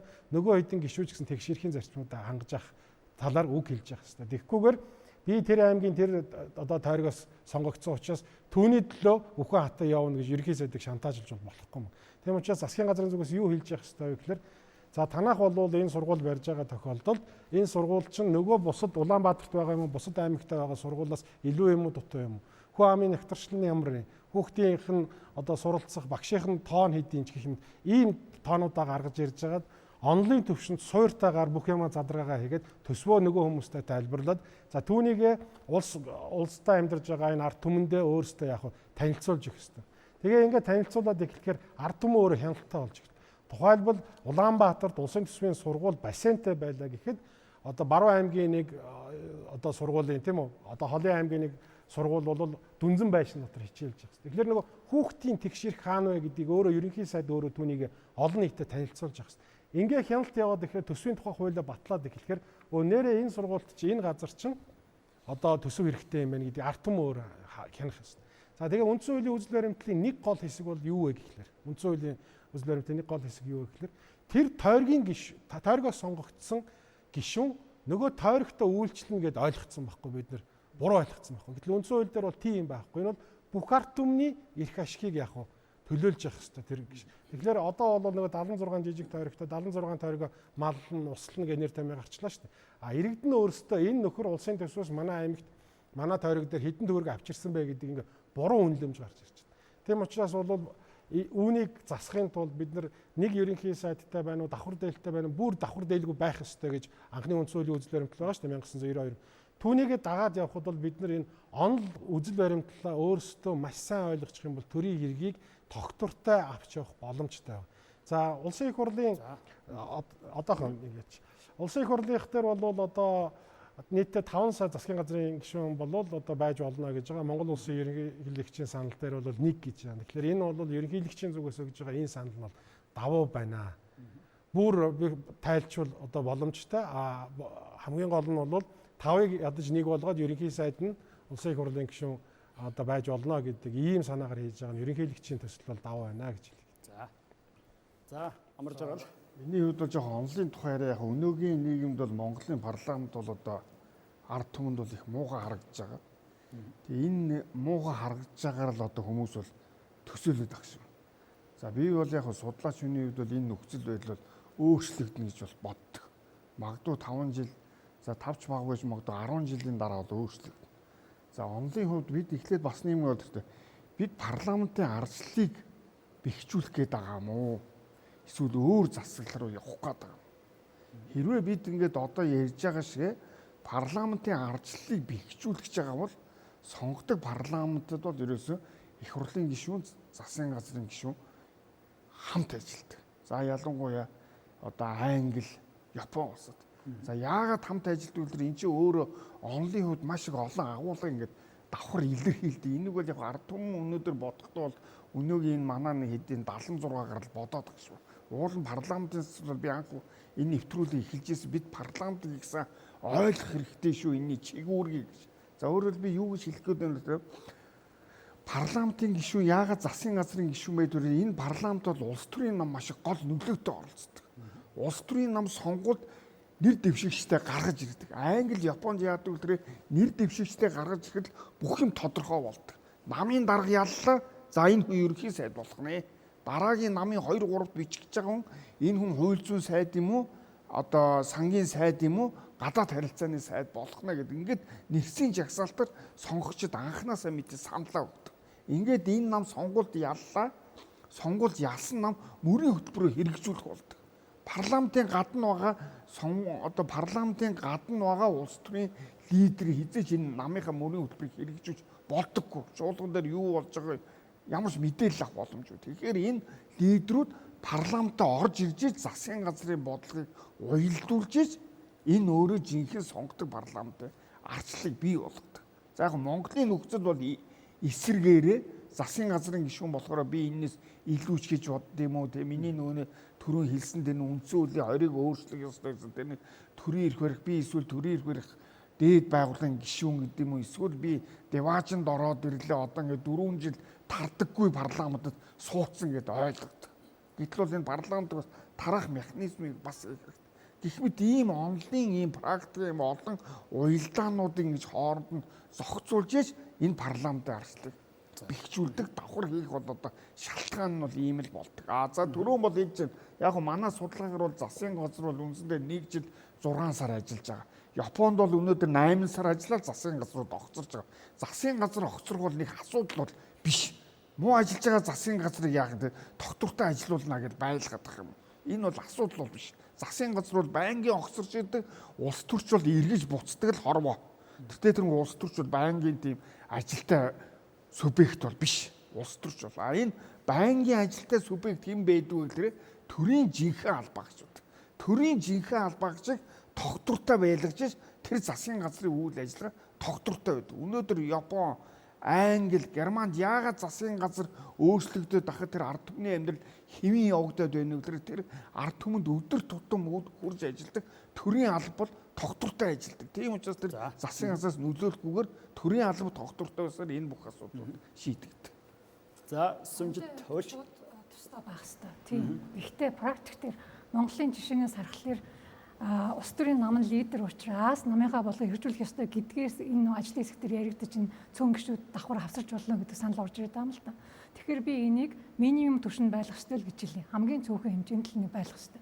Гэхдээ мартаж болохгүй нэг зүйл засгийн газар ба их хурлын харилцаан дээр явж байгаа. Тэр нь юу гэхээр яаж засгийн газрын доктортой байдлыг хангах ёстой. Яагаад вэ гэвэл манай хүн амын тоог хар, манай эдийн засгийнхаа өөрсдийнхөө багтаамж хүчин чадлыг хар, амжиргааныхаа төвшин ядуурлынхаа тэр юг хар, хувь хэмжээг хар. Тэгэхээр бид нар энийг засгийн солигдол байж болно тэнд одоо ус төрчдөл яваад байгаа гэж хэлж чадахгүй байхгүй. Бидний амьдрал руу шууд бууж ирээд байгаа учраас бид нар засгийн газрыг доктортой байлгах ёстой юм байна, ирмэлцэх ёстой юм байна. За яаж ирмэлцэх юм гэхээр засгийн газрыг огцруулмаар байгаа бол нэг ерөнхий сайд кабинетийнхаа гишүүдийг өөрөө томил эрхэж өгье. Муу сайдаа томилох уу, мэрэгжлийн бус үнэ томилох уу гэдэг чинь таны асуудал. Сайн ажиллаж чадахгүй бол яах юм? Их хурлын 19 гишүүд санал нийлээд гэхдээ одоогийнхоос ялгаатай дараагийнхаа ерөнхий сайдын нэртэй хамт их хурл танилцуулна. Энэ юу ч хамтдаа орж ирж ижил өөрчлөлт болох гэдэг юм л да. Зөвхөн давхар дэлийн асуудал биш. Тэгээд нэмэх нь хэрвээ ерөнхий сайд өөрийнх нь төсөвтэй холбоотой, төрийн бодлоготой холбоотой, хууль хэрэгжүүлэхтэй холбоотой итгэл үзүүлэхгүй байна гэж үзэж байгаа бол тэр тухайн асуудлаа улсын хурл танилцуулаад түүнийг нэг хурл 3 хоногийн дотор шийдэх ёстой гэдэг юм уу? Энэ ингээ хоног хугацаа тогтоогоод байгаа энэ зарлуудыг хэдүүлээ бол нөгөө уялдаа холбоонууд нарах ёстой гэж хэлэх гэдэг юм л да. Зөвхөн энэ ганц нүцгэн зарлаа аваад харчаар бас ойлгомж муутай байж магадгүй те. Тэгэхээр хамтдаа яриад байгаа өөрчлөлтүүд нь бол хамтдаа орж ирж бид нар засгийн газрын доктортой байдлыг хангах ирмэлцэлтийг илэрхийлэх гэдэг нэмэх нь их хурлаас чиг үүргийг нь салгах ирмэлцлийг илэрхийлэх гэдэг. Тэгээ яагаад ингэх гээд байгаа энэ эрх хэмжээг нь тодорхой хуулиар хэрэгжүүл их хурлын өмнө хариуцлага хүлээ. Дээрээс нь хэрэгцээ энэ дээр доктор төрийн бодлого доктортой байж чадах юм бол бас бусдын амьдрал, ард түмний амьдралд ёстой хэрэг болох тэр доктортой байдал чинь хэрэгтэй байна, суур болно гэж ингэж үздэг. За амрот. Бид гурван одоо талаас нь л харж хэлэх гээд байна л да. Нэгдүгээрт бол энэ ажил үүргийн хуваар талаасаа бол эн чинь ямар ч хүн хичнээн бүтээмжтэй өндөр бүтээмжтэй хүн байсан ч гэсэн хоногт яг ижлэхэ 24 цаг байгаа. Парламент дээр одоо даваа мигмар лав бүрэг баасан бүх гаригуудад хуралдаан явж гин, чуулган явж гин. Тэгэхээр эндээ бүтэн суугаад дахиад нөгөө талд нь 100 хүн ажиллаж байгаа яамыг бүх бодлогоор хангаад удирдаад явна гэхээр энэ бие махбодын хувьд бол энэ бүтээмж угаасаа буурна. Тийм ч учраас одоо бодит байдал дээр бол сайдыгаа эрхийг хүлээгээд яамныхын ажилчид нь засгийн юуны их хурлын чуулганд харахыг хүлээгээд ажил дээр явж байгаа орой ирээд хагас суух шийдэж явдаг ийм жишээ байна. Тэгэхээр ажил үүргийн хуваар талаасаа бол буруу. Хоёрдугаарт бол хяналт талаасаа би энэ талд шийдвэр гаргачаад хэрэгжүүлэх талдаа би өөрөө очиж хэрэгжүүлчихэд эргэж ирээд хэрэгжилт маа сайн болсон байна гэдээ би дүгнэхээр энэ бол хяналт талаасаа угаасаа логик уялдаа авцалтай байхгүй. Хяналт талаасаа бол тустай авах шаардлагатай. Ганц зөвтгөж болох гол шалтгаан бол нөгөө бидний хүсэж байгаа нэг ядаж одоо нефтийн үйлдвэрээ бариулаад авъя гэж юм уу эсвэл 5 дугаар цахилгаан станцыг нэг хүн газрын товлоод бариад дуусах хүртэл засгийн газрыг бүтэн байлгачаа гэж үзэх юм бол тэр парламент дотор байдаг олон нөлөөллөөс тэр ерөнхий сайдыг тодорхой төвшөнд хамгаалж доктортой байдлыг хамгаалах хэрэгтэй болчихно. Энийний тулд ерөнхий сайд болоод түүний команд өөрсдөө олноороо одоо энэ парламент дотор сууж иж тэр конопоороо бодлогоороо одоо тэр зөвшөлтслөөрөө энэ засгийн газраа хамгаалж үлддэг ийм энэ бол буруу соёл. Гэхдээ манай яг улс төр тогтцсон. Магадгүй энэ 2 3 сонгуулийн дараа ч энэ инээрч арилахгүй байх. Тэгэхээр бид нар нэг 20-с 25 жилийн үндсэн хуулийг үйлчлэнэ гэж үзэх юм бол энэ нөхцөл цэвэрлэгдээд дараагийн төвшөнд хүмүүс нь улс төрчсөн шударга байдаг ийм нийгэм рүү хүрэх хүртлээр ер нь бол тодорхой төвшөнд одоо 3 байна уу 4 байна уу энэ гол одоо олонхын лидерүүд нь парламент дотроо байж иж бодлогоо хэрэгжүүлдэг энэ одоо механизмын хүссэн үсэг авах шаардлагатай болж байгаа. Зүгээр хувь хүн талаасаа харах юм бол бүгдийг гадна талаас нь ойлгоод ингэ явах хэрэгтэй болчихж байгаа. Ерөнхийлөгчийн төсөл дээр бас нэг анхаарах юм байгаа. Ерөнхийлөгчийн төсөл бол ерөнхий сайд нь их хурлын гишүүн байх баа гэж заасан байна. Өөрөөр хэлбэл байж болох тухай биш, ерөөсөө заавал байх тухай заасан байна. Магадгүй жишээлбэл түрүүнд урдсан жишээлбэл Италид бол ингээд улс төрчид нь ерөөсөө уучраа болохгүй саргаад хамгийн сүүлд огт улс төрч биш их сургуулийн багшийг авчираад ерөнхий сайдаар тавьж байгаа. Ийм хямралыг гатлах зорилготой. Жишээлбэл хэрвээ яг ийм нөхцөл байдалд бол энэ бол ийм хатуу болж байгаа зохицуулт гэсэн.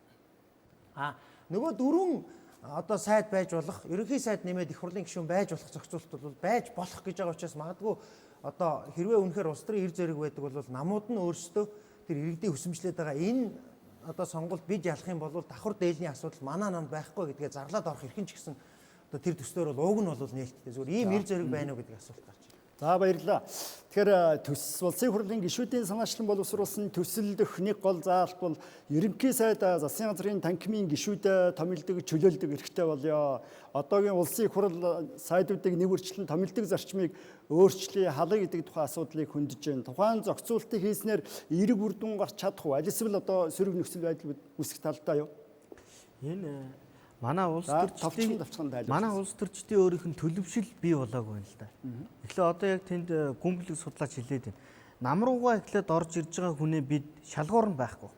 Одоо жишээ нь хуучин цагт бол Монгол Ардын намын гишүүнээр эзэлж байгаа хүн 3 үеийн намтар түүхийг бичүүлээд батлан даалгаад ямар нэгэн сайн хүн орж ирдэг л шүү дээ. Одоо бол дурын илүү мөнгөтэй хүн ороод ирсэн учраас нөгөө намын шалгуур маань байхгүй учраас намаа цэгцэлж чадаагүй улсууд төрөө одоо эвдэж тоглох гэдэг байгаа байхгүй. Тэгэхээр бидний бас одоо энэ судлаачдын яриад байгаа нэг зүйл бол ерөөсөө эхлээд сайн улс төрч гэж хин юм бэ гэдэг философи гаргаж ирэх хэрэгтэй байхгүй. Тэгээд тэрийгээрээ бид иргэд маань тийм улс төрчийг сонгох хэрэгтэй болж таарч байгаа. Гэтэл иргэдийн маань өнөөдөр сонгож байгаа үнэлэмж өөрөө өөр. Тэгэхээр хүсэж байгаа нийгэм маань өөр. Иргэд маань өөр хүнийг сонгодог. Хүссэн тэр нийгмийн бүтээгүүнийг сонгож чадахгүй болчиход байгаа учраас бид хэдий одоо энэ яриад байгаа зүйлээ хамгийн их сурвалж нь бол эргээд одоо бидний удирж байгаа улс төрийн намууд дээр одоо орж ирж байгаа гишүүнээ шантааж хийдэггүй, хувийнхаа төлөө улс төр хийдэггүй, одоо тэр шалгуур өндөртэй байх зарчмыг л барих нь хамгийн зөв болж таарад байгаа. За цагт төрөл. Засгийн газар бол ерөнхийдөө кабинетийн зарчмаар ажилладаг. Цэвэр ерөнхий сайдын одоо удирдлагын дор нэг команд ажиллах ёстой. Тэгээд өнгөрсөн парламентийн үеүүдэд манайд юу гарч ирсэн бэхээр фракц болгон нэг сайд, 2 сайд, 3 сайд гэх ингээ фракцууд хуваагаад авчдаг сайд нэ. Тэгэхээр үндсэндээ ерөнхий сайдынхаа үгийг авах уугүй юу, фракцийнхаа удирдлагыг фракцийнхантай ярьсан тэр бодлогоо хэрэгжүүлдэг. Нэг үгээр бол одоо сонгуульд одоо хэр хэмжээгээр оролцсон тэр хэмжээгээр л одоо засгийн газрыг хувааж авч яах гэсэн үг шүү дээ. яг түрээсийн байдалд хэр хэмжээний мөнгө гаргасан, хэр хэмжээний хүн хүч гаргасан, тэр хэмжээгээр хуваарлж авчаад за энэ салбар бол манай салбар. Энд бол та нар орохгүй, өөр фракцийн орохгүй. Тэр нь бол танах гэсэн иймэрхүү байдал. Тэгээ энэ юмыг одоо нэгд байхгүй болгоё гэж байгаа. Нөгөөтэйгүр их хурлын гишүүд ерөнхий сайдыг дэмжихдээ за өөрийн чинь дэмжлээ. Тэрний төлөө би одоо тим хүнээ одоо сайд болгоно, төрийн нэрийн бичгийн дарга болгоно, эсвэл дэд сайд болгоно. Ийм байдлаар хуваарлж байгаа. Тэгээ энэ бүгд нь эцсийн дүндээ бол ерөөсөө салбарын хоорондын уялдаа болоод нөгөө салбарын улсын хэмжээний томоохон бодлогуудыг ерөнхий сайд өөрөө базаж чадахгүй ийм байдал төрөлдөг. За хоёрдугаарт нь засгийн газрыг тогтворгүй болгодог. Нөгөө салбаруудаа хуваарлцсан, сайд нараа хуваарлцсан үлдсэн улсууд нь байн гомдолтой байдаг. Энэ гомдол нь өөрөө засгийн газрыг буцааж унгаах ингэх одоо ийм шантаж руу аваачаад байна. За одоогийн өөрчлөлтөөр бол ерөнхийдөө ерөнхий сайд өөрөө засгийн газрын гишүүдийг томилох, огцруулах одоо энэ эрхийг бүрэн олгоё гэдэг ингэж байна. За энд мэдээж дэвшилттэй тал нь бол ерөнхий сайд үйл ажиллагаа бодлогоо их хурлын өмнө, парламентын өмнө, ард түмнийхээ өмнө бүрэн хариуцаад явах нэг ийм давуу талтай. За нөгөө талаас нь харахвал одоо улс төрийн намын дотоод зохион байгуулалт нөгөө боловсон хүчин шилдэг хүмүүсээ шалгаруулах энэ боловсон хүчин сонгох энэ систем тогтолцоо нь өөрөө их зөв болох ёстой. Хоёрдугаарт нь сонгуулийн тогтолцоо маш чухал нөлөөтэй. За гуравдугаарт нь ер нь засгийн газрын тухай хууль бусад хуулиараа энэ засгийн газрын гишүүдэд тавигдах шаардлага одоо төрийн албатайгаа уялдаатай байх, магадгүй төрийн албаны шалгалт өгсөн байх юм уу эсвэл бэлтгэгдсэн байх гэдгийг одоо хангуулах нэг ийм зүйлсөө зайлшгүй шаардлагатай. Тэгэхгүй бол магадгүй одоо нэг нутгийнхан, нэг ангийнхан за ахан дүүс эсвэл одоо найз нөхдүүд болчих ч юм уу гэдэг ийм одоо хардлага байна шүү дээ. Тийм учраас энэ бусад органик хуулиараа энийг нэлээд том одоо шалгуурууд тавьж яаж энэ засгийн газрын бүтэц бүрэлдэхүүн бол одоо чанартай, чадварлаг байх ийм одоо нөхцөл бүрдэнэ. За энэ давуу тал нь бол мэдээж их хурлаас томилогдоогүй сайд нарыг их хурл бол үндсэн нөгөө хяналт тавих хууль тогтоохтой мэдээд төвлөрөөд нөгөө талдаа хянах үүргээ одоо өр тожиттой байгаагүйгээр одоо сайн хэрэгжүүлэх ийм нөхцөл болцоо бий болно гэж ингэж үзэж байна. За тэмүүчин түрүүчийн асуудал дээр хэлгээд тэнд хариуцлагын асуудлын тухай ярих гэдэг юм л да. Давхар дээлтэй байж болохгүй л болоод байгаа юм л да. Өнөөдөр нэг сайт хийж байгаад ямар нэг алдаа дутагдал гарахад л сайдынхаа ажил албан тушаалыг өгөөл гишүүнэрээ үлдчихэхэд байна шүү дээ. Тэгэхээр энэ чинь л одоо ард иргэд болохгүй л гэдэг эсэргүүцээд байна шүү дээ. Болохгүй гэсэн. Хариуцлагын асуудал. Хариуцлага тооцож чадахгүй байгаа шүү дээ. Түрүүчийн асуудал. За засгийн газрын бүтэц бүрэлдэхүүн ер нь кабинетийн зарчмыг ярихад хамгийн гол нэг асуудал байна. Засгийн газар энэ бүрэлдэхүүнээ бүрдүүлэхдээ нэг мэрэгжлийн боловсон хүчний асуудал. Улс төрийнх биш мэрэгжлийн тухайн салбарын хөдөө аж ахуйн яг тэр чиглэлийг мэддэг, боловсролын салбараа мэддэг, эрүүл мэндээ мэддэг тийм ээ. Тухайн салбартаа үнэнхээр их маш сайн аж амьдрал тийм ээ хар борд нь ороод үзсэн тийм туршлагатай хүнээр өдөрдүүлэх нь сайдаар тавих нь зүйтэй болов. Тэр шалгуурыг энэ засгийн газрын тухай хууль, бүтэц бүрэлдэхүүн, дагалдах хуулиуд дээр хийх нь зүйтэй байна. Мөн бүтцийн асуудал байна. Нэг ерөнхий сайд гарч ирээл эсвэл нэг 17 яамтай болж байна. Одоо бид нар мэдчихэж байгаа шүү дээ. Эсвэл нэг 11 яамтай болдог. Тэгэхээр энийг болж өгвөл үндсэн хуулийн дээр ер нь нэг тодорхой тийм ээ. За нэг ийм чиглэлийн бодлого нэг ийм 9 яамтай бид нар ажилланаа. Ойрын одоо шилбэл энийг 8 жилдээ хөдөлгөж болохгүй ч гэдэг юм. Энэ чинь улс их орны хөгжил дэвшилттэй холбоотой асуудал байгаа шүү дээ. Нэг хүн гарч ирээл муу ерөнхий сайд гарвал яах вэ гэж бид нар бодох хэрэгтэй. Мэдэхгүй шүү дээ тийм ээ. Аль болохоор сайныг тавихыг бодно. Тэгэхээр ер нь бол тэн дээр бүтцийн асуудал дээр нэлээд чимба хандах нь зүйтэй болов гэсэн байна. За үнэлээд. Тэгэхээр яг Монголд бол яг үнэндээ удирдахч лидер дутаад байгаамаа. Өнөөдрийг болтол манай удирдахч лидерүүд өөрсдөө нөгөө идэж уудаг юм дотор нь орж идэж уугаад өөрсдөө одоо хамсаатан болоод энэ муу муухай болгоны чинь хамт хийлцээд хараад ингээд өстой хамар доор нь юу л болж яхад баг удирдаад ингээд бүгдийг хийж ирэхгүй да. Ер нь манай дээр нь тэгж тийм муухай юмд оролцоогүй шудраг байсан одоо удирдахч те одоо би тэр ялсан намын даргаыг л хэлж штэ. Ялсан намын даргад удирдахч штэ. Нэг 2 3 хон одоо юу гэдгийг нийт одоо энэ 30 жилд магадгүй нэг 10 хэдэн хүн л байгаа штэ. Энэ хүмүүс бол бүгдээрээ муу мухай юм чинь хилцсэн. Тэн дотор нэг одоо яг ард түмний төлөө гэсэн удирдагч гарч ирээгүй. Тэгээ одоо өөрсдөө би тийм байсан, би сайн байсан гэдэг юм. Сайд нар бол энэ дээрээс ямар ч хамаагүй. Их хурлын гишүүн ямар ч хамаа байхгүй. Тэр их хурлын гишүүн сайдад бол яг тийм улс орныг өөрчлөх тийм эрх мэдэл байхгүй. Яг ялсан намын дарга тэр нэгний нэг хүн тэр ерөнхий сайд тэр хүн л өнөөдөр Монголын одоо бүх юмыг авч явжсэн. Авч явах ёстой. За тэр ерөнхийлөгч бас ард түмнээс сонгогдсон. Тэрэнд бас тодорхой хэмжээний эрхчлээ байна. Тэгээ ерөнхий сайд ерөнхийлөгч хийжсэн бүх хүмүүс өнөөдөр тэр хамгийн муу муухай болгоныг хийсэн. Одоо тэгээд энэ эднэр байна те юу хэлэх гээд байна гэхээр биш ээ. Их хурл муу байсан. Эсвэл засгийн газар муу байсан. Одоо засгийн газрын гишүүд энэ муу байсан, тэрэнд муу байсан. Үндсэн хууль болохгүй нэм тэр гээд яриад байгаа. Тийм биш. Монголын ард түмэн ганцхан лидерээ л хүлээж байгаа. Би зүгээр жишээ л хэлэхэд за бид нар бүгд л мэддэг, байнга л хэлдэг шүү дээ. Сингапур улс тий Ли Куан Ю гэдэг лидер гарч ирээд ажиллаа хийсэн. Энэ хүнийг ажиллаа хийгээл хамгийн ихний 4 жилдээ тэр өөрчлөлт шинжилт гэдгээ эхлүүлэл эхлэхэд нь ард түмэн дэмжсэн. Тэгэл тэр хүн үнэхээр ард түмнийхөө төлөө зүтгэсэн улс орноо хөгжүүлж чадсан ард түмэн нь бол за энэ хүнийг л бид нар дэмжин ингээл болно гэл ингээл явсан. Хүчтэй удирдагч бол ерөөсөө юу ч хийсэн ард түмэн дэмждэг. Үнэхээр зөв зүйтэй юмны төлөө үнэхээр сэтгэл зүрхээ гаргаад явах юм бол тэр одоо ямар ч улсын ард түмэн тэр лидерээ дэмждэг байхгүй юу. Би зүгээр наад захын жишээ те одоо Германд канцлер одоо Анжела Меркель байна шүү дээ. Энэ хүний нам хэд сонгогдчиход байж байгаа. Анжела Меркелийн нэр хүнд үнэхээр өндөр. Яагаад гэхээр энэ хүн үнэхээр тэр улс орныхоо эдийн засаг нийгмийг хөгжүүлсэн тэр бодлогыг хийж тэр муу мухай юмд оролцохгүй байгаа. Тэгэхээр ард түмний дэмжээл намыг гаргаал байгаа. Тийм биз? Зүгээр яг сүүл дөрөвхсдөд энэ хүн сэтгэл гаргацсан байхгүй юу?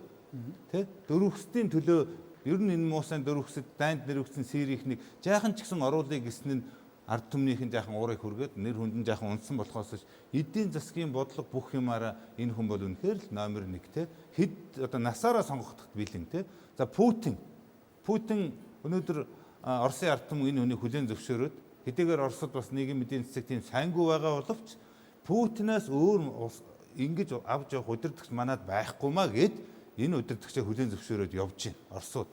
Манай өмнөд хөрш Ши Жинпин одоо энэ хүн бүх насаараа л одоо баг энэ хятад улсыг удирдана. Яагаад гэвэл ард түмэн нь тэр их хурлын гишүүд нь бүгд энэ хүнийг дэмжинэ. Бүх лидерүүд нь дэмжинэ. Яагаад гэвэл энэ хүнтэй байхад улс оронч хөгжиж байна. Тэр хүмүүс ч бас адилхан ажил төрөл дээр л байж байгаа. Өнөөдөр муу лидер, муу удирдагчийг унгаах гээд тийм үү? Энэтэй байх юм бол дараагийн сонгуульд ялагдах юм байна гээд. Тийм биз? Энэ муу хөөрхий энэ бүгд ингэж эзлэх зинкс энийг ингэж дарамтлна гэдэг байхгүй юу? Ингэж муу удирдагч бол бусдын эрхэнд дарамтанд орж ингэж явдгийг. Сайн удирдагч, сайн лидер ажиллаа хийгээд зөв зүйтэй юмны төлөө зүтгэхэд ард түмэн тэрийг хүрээлээд босоод ирнэ. Ард түмэн хүрээлээд босоод ирэхээр үр дүн нь юу болох вэ? Тэр удирдагчийн нам одоо дараагийн сонгуульд ялах нь ойлгомжтой. Тэр их хурлын гишүүн, тэр сайд, тэр намынхын гишүүд нь дахиад сонгогдох нь ойлгомжтой. Бүшөө олноороо их хуралд орж ирэх нь ойлгомжтой. Ийм нөхцөл байдал тэр лидерийн хийсэн болгон одоо ерөөсөө зөв. Яг гэвэл тэр хүн үнэхээр удирдах чадаж, үнэхээр зориг сэтгэл зүрх гаргаж, үнэхээр тэр улс орныхоо төлөө болохгүй байгаа энэ одоо өстө яриад байгаа тэр хээл ахуул авилга шудраг бус юм. Энэ их одоо тэр жөдөө авилгал одоо энэ эднийг цэгцэлж чадах юм бол үнэхээр одоо өнөөдөр одоо жишээлбэл одоо хөрөлцөх ерөнхий сайдыг дэмжиж 2020 онд одоо ингээд намч дэмжиж, гишүүд нь ч дэмжиж тэрийг унгаах гэдэг юм байхгүй, ард түмч дэмжиж 2020 оны сонгуулиар ялуулна. Тэр чадахгүй бол наан нь өнкрөөд унаад ингээд ард түмнийч дэмждэггүй бол дотроос нь бослог гараад ийм л юм болдог байхгүй юу? За цаг. За судлаачдаа сонс. Ерөнхий сайд нараа томилогдох ярьж байгаа тийм яг энэ дэр бол зөвөр онлайн судлаачдад давуу болон сул талуудтай. За ямар сул талуудтай үлрээ ерөнхий сайд ямар хүн оруулж ирэх бид таашгүй. Одоо хаалтан дотор ивэл одоо шаардлага хангаагүй үнийг чсэн оруулаад. Би бол үндсэн хууль заасан өөрийнхөө бүрэн эрхийг одоо хэрэгжүүлнэ. Энэ этгээдийг одоо ийм сайдаар томилъя гэвэл бид томилгоосоор арга байхгүй яагаад бол үндсэн хууль заасан учраас нэгдэх одоо сул тал. Хоёрдугаарт нь бол түрүүн би хэлсэн бас тэр парламентын сонгодог парламентын засаглалтаа бас яагаад энэ парламентын гишүүнийг энэ сайдаар давхар томилоход өдөр парламентын гишүүн гэж өөрөө мууц сайнч бас нэг тодорхой ард түмний саналыг авдаг. Ард түмний саналыг авах нь бас тийм амар зүйл биш. Ард түмэн чинь бас нэг тийм амар зүйлээр хүмүүсийг бас сонгоод авахгүй. Эдгүүсээс саналыг авах нь бас нэлээ урд уу, оюун ухаан, чадвар, мөнгө одоо ингээд намын рейтинг гэдэг ингээд олон юмнэр бол одоо шалтгаал. Тэгэхээр энэ нэг шалгуурыг даваагүй хүнийг одоо ерөнхий сайд бий болгоно л гэсэн үг. Энэ өөрөө дахиад юм хоёр дахь сул тал болчихно. За дараа нь давуу талууд бас байна. За давуу тал нь яг ерөнхий сайд өөрөө тэр кабинетээ бүрдүүлнэ. Тэр өөрийнхөө үгэнд ордогч гэдэг юм уу?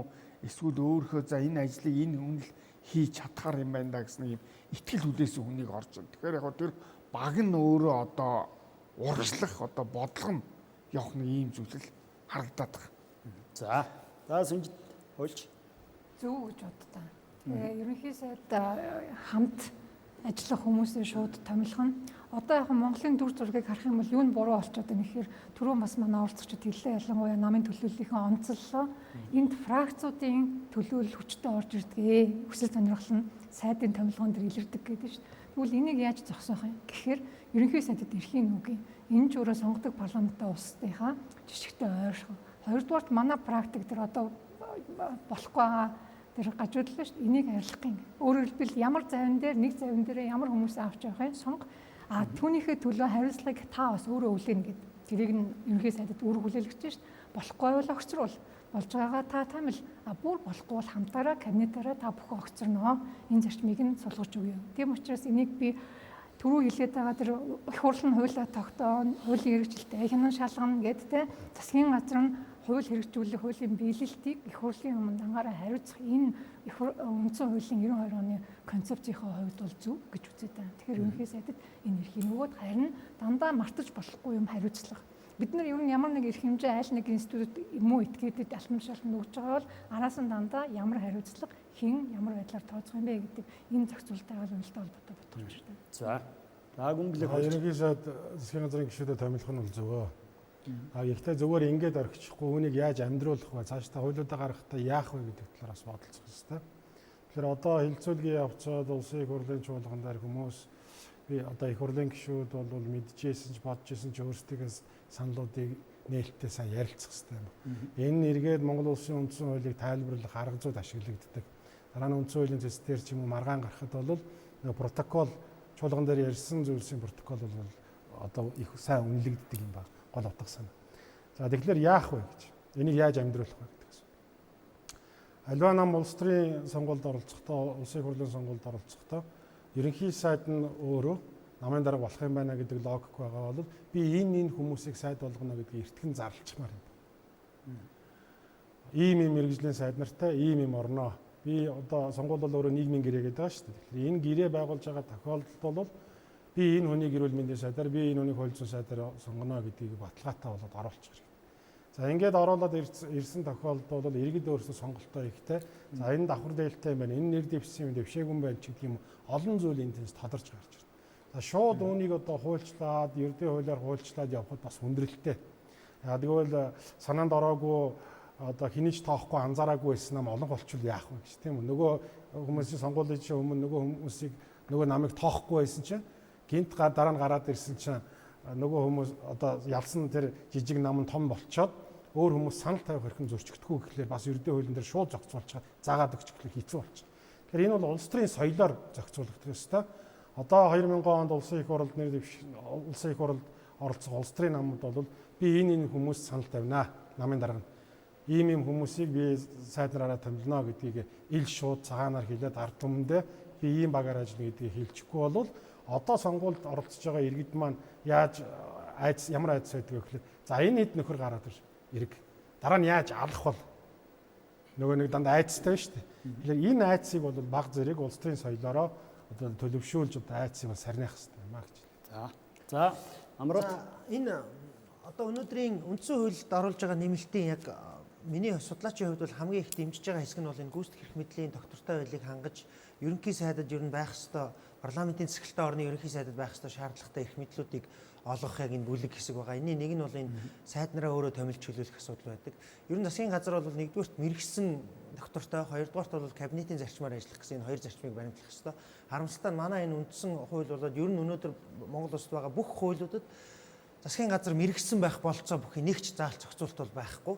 Тэгэхээр ядаж кабинетийн зарчмаар ажиллах буюу ерөнхий сайд нь өөрийнхөө бодлогыг хэрэгжүүлж чадна гэсэн тэр хүмүүсээ одоо сайдаар томилоод ингээд энэ өөрийнхөө багийг авч явах хариуцлага алдсан хүнийг заавал парламентаар оруулж биш өөрөө бас буцаагаад одоо огцруулаад дараагийнхаа хүнийг сонгоод ингээд явах энэ эрхийг нь бол ядаж олох хэрэгтэй. Яагаад гэвэл их олон судалгаануудаар иргэд бол өнөөдрийн парламентын засаглалыг хараад энэ бол 76 хүний удирддаг засаглал байна. Монголд их ойлгомжтой засаглал хэрэгтэй байна. Путин шиг удирдагчтай болъё, Ши Жинпин шиг удирдагчтай болъё.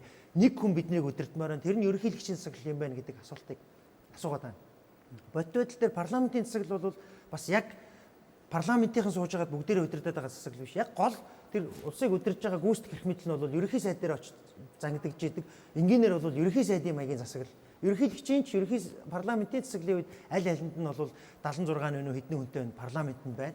Гүйцэтгэх эрх мэдлийг хэн хэрэгжүүлэх вэ гэдэг дээр нь бид нар ерөнхий сайдаа дутуу эрх мэдлийн өгсөн. Зарим эрх мэдлийг ерөнхийлөгч рүү шилжүүлээ, зарим эрх мэдлийн нөгөө намын дарга нь сонгуульд ороод ялангуутаа их хурлын дарга болоод ингээд парламент намын дарга хоёрын суудлыг бариад ингээд ерөнхий сайд нь тэнд ямар ч ирэхгүй байгаад тэгээд асуудал шийдэх болохоор бүгд их эрх мэдэлтэй юм шиг олон толгойтой. Асуудлыг иргэд асуухаар хэн ч шийдэж чаддгүй нэг юм олон толгойтой хэрнээ хэн ч хариуцлага хүлээдгүй. Энэ засаглалаас залхаад байгаа учраас яг иргэд энэ парламентын засаглалаа иргэдэд энэ бол зөв юм а гэдгээ яг тодорхой утгаар харуулахын тулд гүйцэтгэх эрх мэдлийг ямар ч эргэлзээ салаа утгагүйгээр ерөнхий сайдтай эрхийг нь олох ёстой. Энэ хүн энэ олгосон эрхийг тэгтээ хууль ёсны хүрээнд хэрэгжүүлэх ёстой. Учир нь ямар ч хүн магадгүй бидний хүсээгүй хүн ерөнхий сайд боллоо гэхэд дахиад нэг одоо мөнгө өгсөн, намаа санхүүжүүлсэн ийм одоо хүмүүс орж ирэх магадaltaй учраас энэ системийг эрүүл хэрэгжүүлэхийн тулд цааш нь үргэлжлүүлээд тэр мэрэгсэн засгийн газар байх буюу сайдад ямар шаардлага тавигдах вэ гэдэг нь маш тодорхой байх. За магадгүй дэлхийн зарим улс орнууд тухайн Сингапур бол бүр эдийн засаг болоод хууль зүйн чиглэлээр дэлхийн топ ийм сургуулиудыг төгссөн байж, эдэн жил ажилласан байж сайд болно гэдэг шаардлага. Ядаж ийм биш юм а гэхэд тухайн салбартаа ажилласан туршлагатай нөгөө талдаа удирдах туршлагатай гэж ядаж энэ хоёр ерөнхий шаардлагыг тавьж өгсөний дараа энэ бол бодтой сайн механизм болж хэрэгжиж байна.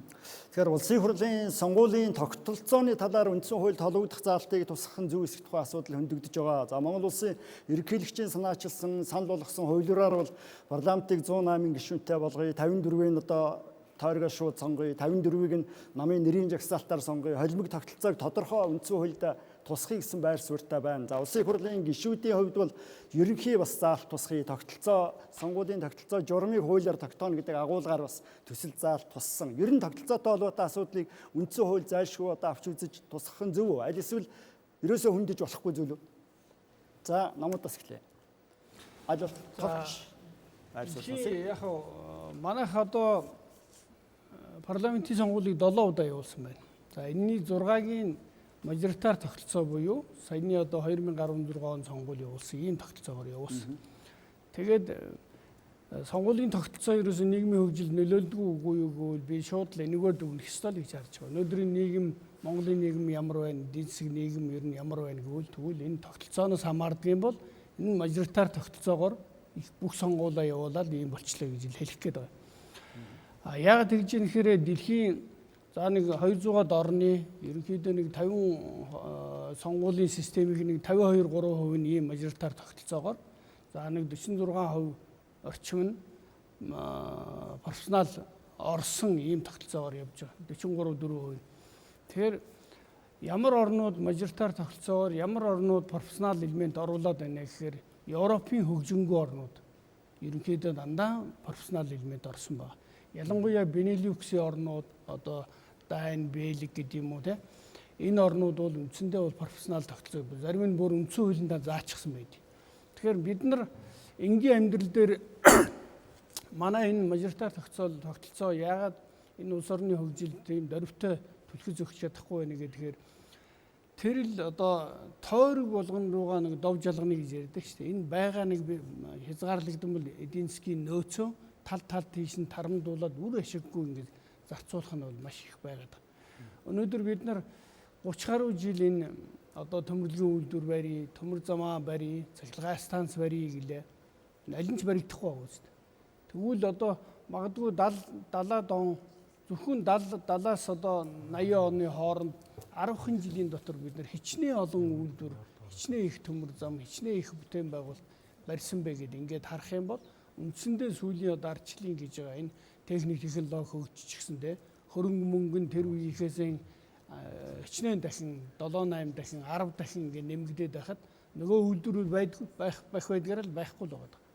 Музей одоо нийтийн чиглэлийн стадион одоо битүү сайхан өвлийн мөсөн гулгууртай сайхан талбай энэ хүүхдүүдэд барьчмаар байна. Үндснийхээ музейг шинжилчмээр байна. Болохгүй байгаа үстэй. Энд чинь ерөөсөө энэ тогтолцоотойгоо холбоотой. Тийм учраас машин гинээр иргэд сонгогчтой ойлгуулахад бол профессионал тогтолцоо гэдэг нь бол томоохон мега төсөл, томоохон үндэсний хэмжээний одоо төслүүд бүтээн байгуулалтууд хийгдэх их төхөмтэй байдаг. Ийм учраас Монголын нөхцөлд бол өнөөдөр ерөнхийлөгчийн санаачилсан энэ 50% нь профессионалаар 50% нь одоо мажоритар бай гэдэг одоо энэ холимог тогтолцоо туйлын одоо зохимжтой гэж үзэж байна. Яагаад тэгэхээр манайхан ч хоёр туйл яриад байна шүү дээ. Нэг хэсэг нь болохоор сонгогчдоосоо салчдаг учраас заавал сонгогчтойгоо холбоотой байхын тулд мажоритар тогтолцоо гэдэг байна. Нэг хэсэг нь профессионал. Тэгвэл энэ хоёрын холимог нь өнөөдөр Монголын нөхцөлд бол Монголын нийгмийн эдийн засагт бол хамгийн одоо төхөмтэй. Монгол улсын энэ тархай уудам нутаг цөөхөн хүн амд бас тохиромжтой ийм л одоо сонгуулийн систем гэж ингэж үзэж байгаа. За, Тэмүүж өнөөдрийн энэ улс их орны хөгжил дэвшлиг урагшлуулахад ер нь бол энэ холимог тогтолцоо их чухал үүрэгтэй л дээ. Сая зогт гэрэл дарга дэлгэрэнгүй ярьлаа л да. Тэгэхээр энэ холимог тогтолцоо руу бид нар ер нь өнөөдрөөс эхэлж бас алхаж эхэлж явах нь зүйтэй л дээ. Тийм ярьцвар. Ямар эерэг нөлөө үзүүлнэ гэсэн үг? Ер нь энэ нэг үгээр хэлбэл мажоритар энэ тойргийн систем биш үү? Эн чинь бол дов жалганы үзэл зөвхөн одоо тийшээ шийдэгдээд шүү дээ. Томоохон төслийг хөдлөх гэхээр нэг би эндээ нэг сумандаа нэг цэцэрлэг барина, сургууль барина, тэрийг ингэн гэсэн одоо тийм тийшээ энэ төсвийн хөрөнгөтч юм. Хэрвээ энэ холимог тогтолцоо руугаа ороод ирвэл энэ томоохон энэ мега төслүүдийг хөдлөхөд маш их үр дүнтэй. Нийтлэг улс их орныг хамарсан. Тэгэхээр энэ холимог тогтолцоогоор явж эхлэх нь одоо энэ гарааг эхлэх нь зүйтэй л гэж үзэж байна. За, гүнэлдээ. За, миний хувьд бол одоо бүгдийн яриад байгаа одоо энэ юу гэдгийг профессионал буюу те намаасаа сонгогддог энэ нь арай илүү дээр амар юм болоо да. Хүн болгоно л нэг тойрог дээр очиод би тийм ийм тэгин ингэн орон нутгийг чи ингэж хөгжүүлнэ гэж элдв юм ярьж тэрэндээ орооцолдож яхаар тийм биз. Тэгээд нөгөө сонгогч нар нь нөгөө нөхөр тэрийгэ хийсэнгүү ингээгүй альсгоо сөрөг хүчний гишүүний хүртэр одоо ингээл энэ одоо гишүүн юм хийхгүй байх гээл те. Гэхдээ нөгөө гишүүн бас юу ч хийх юм бэлээ. За үнэндээ бол яг Монгол улсын энэ арчаагүй байдал бол бас энэ сонгуулийн тогтолцооноос ч болцохоогүй. Тэ. Ер нь зөвхөн эцсийн дүндээ би ахаад л бас нэг хэлчмээр байгаа. Тэр гол удирдахжсэн хүмүүсээс л болоод байгаа юм шүү. Тэр хүмүүс одоо наад зах нь одоо магадгүй одоо ингээ профессионал биш нөгөө тойргоо сонгогдсон гишүүдтэй хэлж болно шүү дээ. За уучлаарай тойрогт тэг жижиг сажиг юмд хуваарлах мөнгө энэ жил гаргахгүй, эх 3 жил гаргахгүй. Бид нар ийм том төслүүд ийм юмдаа хөрөнгө оруулалтаа хийн. Энэ нь зөв гэд. Үнэхээр тийм удирдахч гарч ирээ тэгээ хийгээд тэр нь зөв байсан бол ард түмэн дэмжээл дараа нь нөгөө 76-гийн ч юм уу 70-ын ч юм уу 50-ын ч юм уу сонгуул гаргаад ирнэ шүү дээ. Гэхдээ эцсийн дүндээ эн чинь аливаа улс төрийн намын гол асуудал бол дараагийн сонгуульд яаж ялах уу байгаа шүү дээ. Тэгээ дараагийн сонгуульд ялах асуудлаа үнэхээр хийж чадах юм бол тэр сонгуулийн тогтолцоо нь мажоритарч байсан гараад ирнэ, профессионал гэдгээр нь ч гараад ирнэ шүү дээ. Тэгэхээр ерөөсөө энэ гол юм чинь нөгөө хүндээ байна. Илдэв тогтолцоо, сонгуулийн тогтолцоо ч юм уу, альсгүй үндсэн хуульдаа ч юм уу, альсгүй хэн нэг юмдаа бас биш шүү. Одоо би түрүүн хэллээ шүү дээ. Манай тэр ерөнхий сайд нар, манай тэр ерөнхийлөгч нар бүгдээрээ энэ улс орныг одоо тэр хувьчил гэдэг юмар идэж уусан, ардчил гэдэг юмар замбраагүй болгосон, тэгээ энэ муухай хөрөнгөтний энэ одоо мөнгө өнгөний нийгэм рүү оруулсан, энэ муухай шударгус юмыг бий болгоход бүгдээрээ хамт оролцож хамсаатан болж энэ улсыг идэж ууж ингэж боснуулж хайсан хүмүүс байхгүй юу. Тийм учраас тэр хүмүүс ерөөсөө нэр хүндгүй, тийм тэр хүн улс орон хөгжөөгүй ийм болсон юм шүү. Түнс одоо Монголд бол байна те юу гэдгийг ерөнхий сайд нь жишээлбэл одоо бүх насаараа ерөнхий сайд Ликван юу шиг хийх боломжтой шүү дээ. Ерөнхий сайд нь нам нь за ерөнхийлөгч нь яг хөө ингээд нэг удаа дахиж сонгогдох шанстай байдаг гэж одоо ерөнхий сайд бол насаараа сонгогдох боломжтой. Яг тэгвэл тэр хүн үнэхээр тэр ажлаа хийж чадах юм бол үнэхээр тэр гишүүддээ хэлээд энэ 76 жижиг ийм хөрөнгө оруулалт хийхгүй. Бид нар бүх одоо бүсээ чангалаад ийм юмнуудаа хийн, ийм шинжилт өөрчлөлт хийн. Үнэхээр яваад энэ муухай болохгүй идэж ууж байгаа юмыг болно, ингэн тэгнэ, тийм хариуцлага тооцно. Ингээд явах юм бол Монгол бүх юм байгаа байхгүй юу? За Отгонбаатараас товчтой л ерөөсөө. Манай улс төрчдийн үгийн сан нь өөрчлөгдөд байгаа боловч удмын зан нь бол өөрчлөгдөхгүй яваад байгаа байхгүй. Тэгэхээр одоо энэ тогтолцоон дээр бид яриад байна. Ерөнхийлөгчийн оруулж ирж байгаа тогтолцоон дээр намын жагсаалт гэж байхгүй. Бид буруу ойлгож байна. Энд чи хүн сонгох гээд байгаа. Би энд нэг хоёр зүйлээр энэ саяны жижиг том хоёрыг би товдох гээд байна л. Бид нар бол хэрвээ жижигсэн тойргоор явах юм бол том хөгжил харахгүй. Жишээ нь 2010 он гэхэд утаанаас бүрэн салгана гэж амлаж исэн байдэ. 2017 он гэхэд метро тавина гэж хэлжсэн байдэ. Худлаа ярих юм байхгүй жилийн дараа гэхэд доллар 1000 төгрөгтэй тэнцэнэ гэж хэлжсэн байд. Гэхдээ энийг бид мартсан. Бид нөгөө жижиг тойрогч юу сонсох гэхээр манай сургуулийн дээврээс тусаал гоождаг асуудлыг гишүүн боловсон уу гэдгийг хараад байгаа байхгүй. Тэгэхээр энд нэг юм хоёр дахь аргумент нь юу гэж гарч ирж байгаа гэхээр жишээ нь одоо би тодорхой жишээн дээр татъя л да. Сэлэнг аймгаас байгалийн баялагын ухаж ухчаагаад нэг нөхөр. Гэхдээ тэрийг сэлэнгийнхэн бол дургу тэр нөхөр. Гэхдээ тэр нөхөр ухсан мөнгөөрөө магадгүй Дорноговь аймгийнханд очиод цагаан сараар золгох тэгтээ хүн болгонд 20,000 төгрөг өгөөд шуудаа гурал тэгээд Евэн тарахаар манай энэ гишүүн чинь мундаг баян хүн байна. Энэ хүнийг сонгоё гэж сонгочихж байгаа байхгүй. Гэтэл нөгөө хүн сэлэнгийг ухаад Дорноговьоос гараад байна. Гэтэл сонгогчид нөгөө нэг агуулгаараа харж чадахгүй байхгүй. Хэрвээ томсгсон болоод ирэх юм бол энэ хүн маань улс оронд маань юу хийлээ гэдэг үүднээс нь харна. Одоо бол бид юу гэж хараад байгаа гэхээр манай тойрогт юу хийлээ гэдгээс нь хараад байгаа учраас нөгөө явж нөгөө ахаал төрөний асуудал руу. Одоо сая амар жаргал судлаач яг хэлээд байгаа. Тэр улс төрч хүний тэр төлөвшил гэдэг юм чинь. Одоо яг ингээд бид нар нэг зүйлийг маш их хиймээр байна л да. Улс төр гэдэг юу юм бэ гэдэг онлоо эхлээд ард түмэнд маш ойлголтыг өгүүлээд ийм онлын дагуу манай иргэд маань сонголт хийдэг сайн сонгогч бэлдэж авмаар байна. Тэгээд сайн нэр дэвшигчийг гаргаж ирээд бид оролцсон. Одоо шинэ манай иргэд ингээд улсаа өөрчлөлийг оролцоогоор өөрчлөнө гэдгийг ойлгохгүй. Жишээ нь тэгдэг. Дандаа л баячууд орж яан дандаа л мөнгөтэй улсууд нэр дэвшээд байна. Нөгөө л хүүчүүд нэр дэвшээд байна. Энэ өгүүлбэрүүд нь бүгд үнэ. Гэхдээ сонгуулийн цаасан дээр харахаар нөгөө л баян хүнийх нь нэр нь үйждэг. Нөгөө л хуучин хүний нэр үйдэг.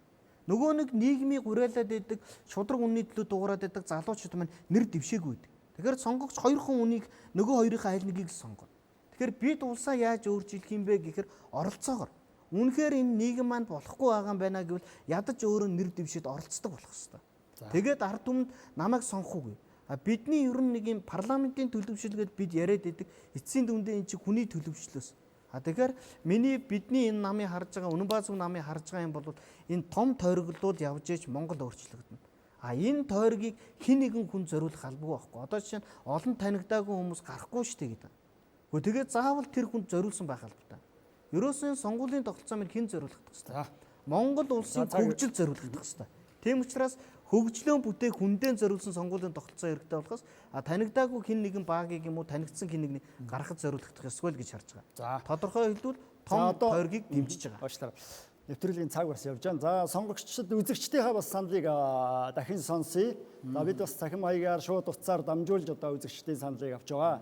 За студид сэтгүүлч үзээ сайхан ажиллаж байна. За дараа нь сонгуулийн тогтолцоотой холбоотой асуудлаар судлаачид хуульчдын байр суурийг үргэлжлүүлсэн. Тэгэхээр саяны асуулттай холбоотой парламентын гишүүдэг 108 болох асуудлаар бол одоо сошиал, лайв болон утсаар бол одоо маш их санал ирж байна. За үзэгчдийн ихэнх нь бол одоо зөв буруу гэсэн бол тийм хэлэлцүүлэг явж байна. За үзэгчдийн ихэнх нь бол буруу, харин тэрний оронд энэ парламентынхаа гишүүдийг те за намайг одоо тэрний оронд бол одоо хэтэрхий олон намууд байна. Энэ намуудад одоо чадвартай, чанартай хүмүүс байхгүй байна, боловсон хүчин байхгүй байна. Тэгэхээр эхлээд энэ үндсэн хуульд одоо энэ намуудын одоо цөөлөх, за мөн боловсон хүчний чанаржуулах тал дээр хэлэлцүүл яасан бэ? Энэ тал дээр одоо яг энд ирсэн байгаа намын дарга нарын төлөөллийг сонсё гэдэг асуултыг бол бас утсаар болон саяар их явуулж байна. Энэ дээр за эхлээд тогтолцооны асуудлаар хуульчдаас сонсё. Ер нь бол тогтолцоог 2016 оны 4 сард үндсэн хуулийн цэц шийдвэр гаргаад пропорционал байх уу, мажоритар байх уу гэдэг сонгодог байсан. Аль алийг хүлээн зөвшөөрөх боломжтой байсан эсхийг бол хүчингү болгочихсон. Энэ бол Монгол Улсын Үндсэн хуулийн цэц үндсэн хуулиа буруу тайлбарсан гэж судлаачдын ихэнх нь үздэг. За тэгэхээр тогтолцооны асуудлыг бол мажоритараар дэлхийд дахин хийж гэн пропорционалаар ч хийж гэн аль алинаас ангигтэй. Монгол Улсын Үндсэн хууль яагаад хэрэгжихгүй байна гэдэг хамгийн гол асуудал бол улс төрийн намын санхүүжилт энэ сонгуулийн зардлыг бий болгож байгаа асуудлаас гарч байна. Томсгосон тойргаар юм уу пропорционалаар том одоо улс даяараа ингээд сонгуулиа хийлээ тэнд хэн санхүүжилт хийж гэнэ гэдэг нь хамгийн чухал асуудал болчиход улс төрийн намуудын хувьд. Тэгэхээр тэнд нөгөө нэг мөнгөөр тоглодог. Тэр мөнгөөр тоглосон учраас тэнд дотор байр суурь эзэлдэг. Тэгээд одоо пропорционал байлаа гэхэд жагсаалтын хамгийн дээгүүр бичигдэх нөгөө санхүүжилт авж байгаа улсууд. Тэгэхээр энэ улс төрийн намын санхүүжилтийн тухай хуулийг хамгийн сайн одоо хэрэгжүүлэх ёстой. Энэ санхүүжилт ил байх ёстой, иргэд өөрсдөө ил тод байх ёстой. Тэгэхгүй бол буцаад эн чинь нөгөө нэг системчсэн тайлбараараа ирэхээр түрүүний бидний ярьдаг нөгөө засгийн газар тогтвортой байх үгүй юу гэдэг асуудал. Нөгөө ерөнхий сайдыг шантаж гишүүдэн шантажлж яах үгүй юу гэдэг бүх юм юунаас үүсэж байна вэ гэвэл Монголд одоо үйл ажиллагаа явуулж байгаа намууд хичнээн төгрөгийн хөрөнгөтэй. Аль нь хэдэн төгрөгийн үйл хөдлөх хөрөнгөтэй, ямар төсөвтэй, хэдэн байртай гэдгийг иргэд огт мэдгүй. Тэгэхээр энэ бүх зүйл өөрөөсөө маш тод болох хэрэгтэй. Тэгээд улс төрийн намын санхүүжилтийн тухай хуулийн шилэн болоод эхлэхээр иргэд өөрсдөө дүнгээ тавина. А тэр дотор хүмүүс тэгш хэрэгтэйгээр нөгөө залуу боловсон хүчин гэхгүй бусад боловсон хүчинд зоригтойгоор тэнд би тэгш хэрэгтэйгээр оролцсноо гэж орж. А энэ далд байгаад байгаа учраас нөгөө далд санхүүжилтээрээ нөгөө буруу хүмүүс чинь нөгөө дургүй хүмүүс чинь тэр дотор дахин гарах юм боломжуудыг бий болгох даамаа гэдэг юм. За. Яг энэ за амраад сонгуулийн тогтолцооны хувьд бол сонгуулийн тогтолцоо маань өөрөө одоо дэлхийд дээр хамгийн нийтлэг 3 тогтолцоо байна л да. Пропорционал, мажоритар, тэгээ холимог тий. Тэгээ энэ 3 тогтолцоо алийг сонгохоос хамаарат ер нь хэдэн нам төлөвшхийн иргэд нь ер нь яаж эвлэлд нэгдэхийн дээрээс нь засгийн газар нь ер нь яаж бүрддэг байхаа гэдэг энэ олон асуудлыг шийдвэрлэн. Жишээлбэл пропорционалаар юм уу холимогоор сонгуул явуулж байгаа улс орнуудад ихэвчлэн дандаа эрсдлийн засгийн газар ажиллаж байгаа. Ягаад гэвэл нөгөө хувь тэнцвүүлсэн тогтолцоо буюу иргэд тухайн намд хэдий хэмжээний санал өгөн тэр нь эргээд парламентын суудл болоод хувирчгаар ер нь яг энэ тогтолцоонд бол үнэмлэхүй ялагч бол гарах тохиолдол их цөөхөн. Тэгэхээр энэ дандаа улс төрийн зөвшөлтслөөр цаашаа явдаг. Одоо шийдвэл Герман, Израиль улсууд бол энийг яг тод жишээ. Ерөөсөө дандаа гол ялж байгаа нам бусад жижиг намуудаа ингэж авч явдаг. Манад энэ нь юу болдог вэ гэхээр ихэнх эвсэл болохоор энэ эвсэл нь дандаа одоо тасралтгүй 4 жилийн одоо бужигнаа бөөн одоо ордон дотор тойрсон хэрүүл уруулныг ийм юм руу дагуулад байдаг эрсдэлтэй учраас дан пропорционалыг сонгоо явуулчихаар одоо ингээд энэ асуудал нь давмгаалаад нөгөө талдаа жижиг мажоритар бол мэдээж зүгээр одоо хин хүнийхээ тоогоор тодорхой мөнгөнд үржүүлээд тавихаар баг тэр мөнгө байгаа хүмүүс нь очиж дэвшээд ингээд ялах гэдэг. Энэ хоёрын аль альнийхэн сул давуу талуудыг нийлүүлэхээр ер нь бол хүссэн үсээгүй холимог тогтолцоор бол явах нэг ийм л дүр зураг харагдаж байгаа юм л да. Нөгөө талдаа яг энэ сонгуулийн тогтолцоо үндсэн хууль дээр шууд тодорхойл зааж өгснөөрөө нэг талаараа бол энэ том төгжээ бол өөрөөр хэлбэл магадгүй бид нар ялангуяа огт сонгож үзээгүй пропорционал тогтолцоог үндсэн хууль дээр бичих юм бол 20 юм уу одоо яг тэр пропорционал сонгуулиар сонгуул хийж үзснээс хойш гарах бүх сөрөг нөлөөллүүдийг магадгүй 2, 3, 4 сонгуулийн турш яг дараалаад амсах хэрэгтэй болно. Яагаад гэвэл нэмэлт өөрчлөлт оруулах журмын тухай хуулийн дээр нэг өөрчлөлт хийсэн бол тэн дээр доотл 8 жилийн дараа дахиж өөрчлөх тухай асуудал яригдана. Нөгөө талдаа үндсэн хуулийн дээр сонгуулийн тогтолцоог тодорхой бичиж өгөхийн давуу тал нь одоо өнгөрсөн 5-6 сонгуулийн турш гарсан хамгийн том асуудал бол яг сонгуульд өхүүлж байгаа л одоо яг 6 сар 1 хоногийн өмнө ч юм уу ийм сонгуулиар явна гэдэг өөрсдийнхөө намын рейтинг митингийг харж байгаад ялсан нам тохируулдаг. Тэрэн дээрээ бүр сүүлдээ тэрийг өөрчлөхийн тулд үндсэн хуулийн цэцгийг оруулж ирдэг. Энэ нөгөө ялагчд өмнөх сонгуулийн ялагчд тохируулсан тийм дүрмээр дараагийн одоо сонгуул нь явагддаг. Энэ аюулаас бол яг тогтворжуулах давуу талтай. Нөгөө талдаа хэрвээ бид нар энэ буруу сонгуулийн тогтолцоогоо сонгоод биччих юм бол тэрний горыг бол 3 4 сонгуул дамж амсгал ийм л аюул болчиход байгаа юм л да. За сүмжид болж. Улсын хурлын сонгуулийн тогтолцоо холимог байхыг дэмжиж байгаа. За сая хангалттай ярьлаа. Гэхдээ холимог байхдаа ерөнхийлөгчийн сая их хурлын гишүүдийн санал болгосон төсөл дээр өгсөн хувилбар дээр 54-54-г шууд ингэж 50-50-аар хатуу заах нь хэр оновчтой ингэж бодож байгаа. Сая хэлж гин одоо судлаачид. Тийм учраас нэгдүгээр их хурлын гишүүдийнхээ тоог тогтож авах тийм ээ. Хоёр санал дээрээ хоёрдугаар хэдэн хувь нь одоо хувь тэнцвүүлсэн пропорционал байх юм. Хэдэн хувь нь мажоритар байх юм гэдгээ бол магадгүй нээлттэй үлдээсэн зүг баг. Ямар ч гэсэн холимог тогтолцоогоор явъя гэдэг үндсэн хуулинд заахан шаардлагатай болсон. Яагаад гэвэл үндсэн хуулийн цэцгийн 2016 оны дүгнэлттэй болсон учраас нэгэнт бид нэр сонгуулийнхаа тогтолцоог зайлшгүй энэ дээр оруулж ирэх шаардлага бол байна. Энэ бол тулгамдсан шаардлага болоод байна. Гэхдээ холимыг дэмжиж гэн нэмэх нь одоо их хурлын гишүүдийн санал болгосон хувилбараас их хурлын ээлжид сонгуул явахаас жилээс доошгүй өмнө сонгуулийн тухай хуульд өөрчлөлт оруулахыг хориглоно гэдэг энэ хоёр заалтыг холчих юм бол 21-ний дээр энэ одоо байж болох урьдчилан сэргийлэх өнгөрсөн хугацаанд гарсан алдаагаа илүү зайлсхийгээд алдаанаас зайлсхийгээд харин илүү болж исэн хувилбаруудаа цааш нь сайжруулад явах боломжийг нээх юм болов уу гэж ингэж харж байна. За амарч. Сонгуулийн тогтолцоог нэг судлаач юм уу нэг намын дарга бол бас хилдэггүй. Энийг хэн хилдэг вэ гэхлээрээ бид үгэлээ парламент бол ард түмний төлөөллийн байгууллага. Манай 2016 оны сонгуул, 12 оны сонгуул 16 он жишээлбэл ард түмний 50 дээр нэмэх нэг хувийн санал авсан нам их хурлд 70 гаруй судал авчиж байгаа байхгүй. Гэтэл нөгөө 30-д 40-д санал хайцсан байгаад. Өөрөөр хэлбэл энэ саналыг авсан 30-д санал 20 гаруй 30 хүрсэн санал авсан нам 8 судал авч байгаа. Тэгэхээр эн чинь юу хэлээд байна гэхээр энэ ард түмний төлөөллийн байгууллага санал гээгдэт байгаа. Мажоритар тогтолцоогоор явах. Тэгэхээр энэ зөв үү буруу юу? Энэ бол гарцаагүй буруу. Тэгэхээр энэ бол яг үгээр холимог тогтолцоор орох хэрэгтэй. Тэгвэл тэр саналуудыг парламентаа эргэж оруулж ирэх ёстой. Гэхдээ холимог тогтолцоо чинь өөрөө бас дотор маш олон ялгаатай. Аль холимог тогтолцоог нь авахгүй. Энэ тогтолцоонууд бүгд дотроо дахиад 4-5 янзаар төрлөөр хуваагдана. Энэ 4-5 төрлийг алийг авах гэдэг нарийн сайн шийдэхгүй бол зүгээр одоо юу гэдэг холимог тогтолцоог авнаа ч гэдэг юм уу эсвэл одоо пропорционал тогтолцоог авнаа ч гэдэг юм. Энэ чинь дотроо тооцохдоо бас хоонтдын арга гэдэг олон аргуудтай. Энэ аргуудаа бас нийлээ хэрвээ тогтолцооны тухай ярьж байгаа бол нийлээ юм наривчилж ярихгүй бол энэ эргээд нөгөө саналын дүн гаргахад бол маш их нөлөөлдөг ийм л сонгуулийн зүйл байна. Энийг бол одоогийн манай бол одоогийн тогтолцоон дээр цэцгийн бол тайлбар бол гарцсан байгаа. Тийм учраас бол үндсэн хуульд бол одоо заахаас өөр аргагүй болчиход хэрвээ бид холимог тогтолцоог авъя л гэж байгаа бол. За. Сая өнгөрсөн 7 хоногийн хэлэлцүүлгээр яг энэ асуудал дээр хэлэлцүүлгийн үед сонгуулийн тогтолцооны талаар оролцогчдоос нэг санал асуусан юм. Зүгээр энэ аль тогтолцоог дэмжиж байгаагийн байр суурийг харъя гэдэг. Тэгээ холимог тогтолцоо гэдэг дээр оролцогчдод бараг 100% санал нэгдэж байгаа. Тэгээ энэ бол их давуу тал гэж үзэж байна. Жижиг намуудад боломж олгоно л доо парламентд судлаа. Хоёр дахь нь намуудыг бас төлөвшүүлэхэд шахна л гэж бодоод байна шүү дээ. Яагаад гэвэл нэгэнт нам бас өөрөө сайн дэр дэвшигчтэй хүний нөөцтэй өөртөө бас байх шаардлага руу шахах учраас. Манай олон түмний нөгөө 2012 оны нөгөө нам жагсаадаг шүү дээ. Яг тэрэн шиг юм бэ гэж бодоод эсэргүүцээд байгаа байхгүй. Гэтэл одоогийн тавьж байгаа шалгуур бол өөр нэг дээр жагссан хүн орж ирэхгүй байх. Хамгийн нэр хүндтэй улсууд нь л орж ирэх магадaltaй. Тэгэхээр ондоо ойлгоод одоо яг амар жаргал хуульч хэлээд байгаа тэр нөгөө сегментүүд нь өөр байхгүй.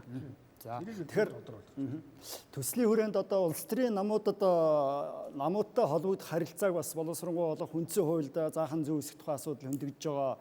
За улсын хурлын гишүүдийн санаачилсан төслийн хуулиураар бол одоо санхүүжилт үйл ажиллагааг ил тод болгохтой холбоотой за ер нь намд тавих шаардлагыг өндөрсгий гэж байна. Ерөнхийлөгчийн хувьд нам байгуулах босго шалгуурыг бас өндөрсгөх асуудлыг хөндөж байна. Ер нь энэ намын харилцаатай холбоотой асуудал үндсэн хуулийн төвшөнд авч үзэж өөрчлөлтийг шаардлагатай асуудал мөн үү?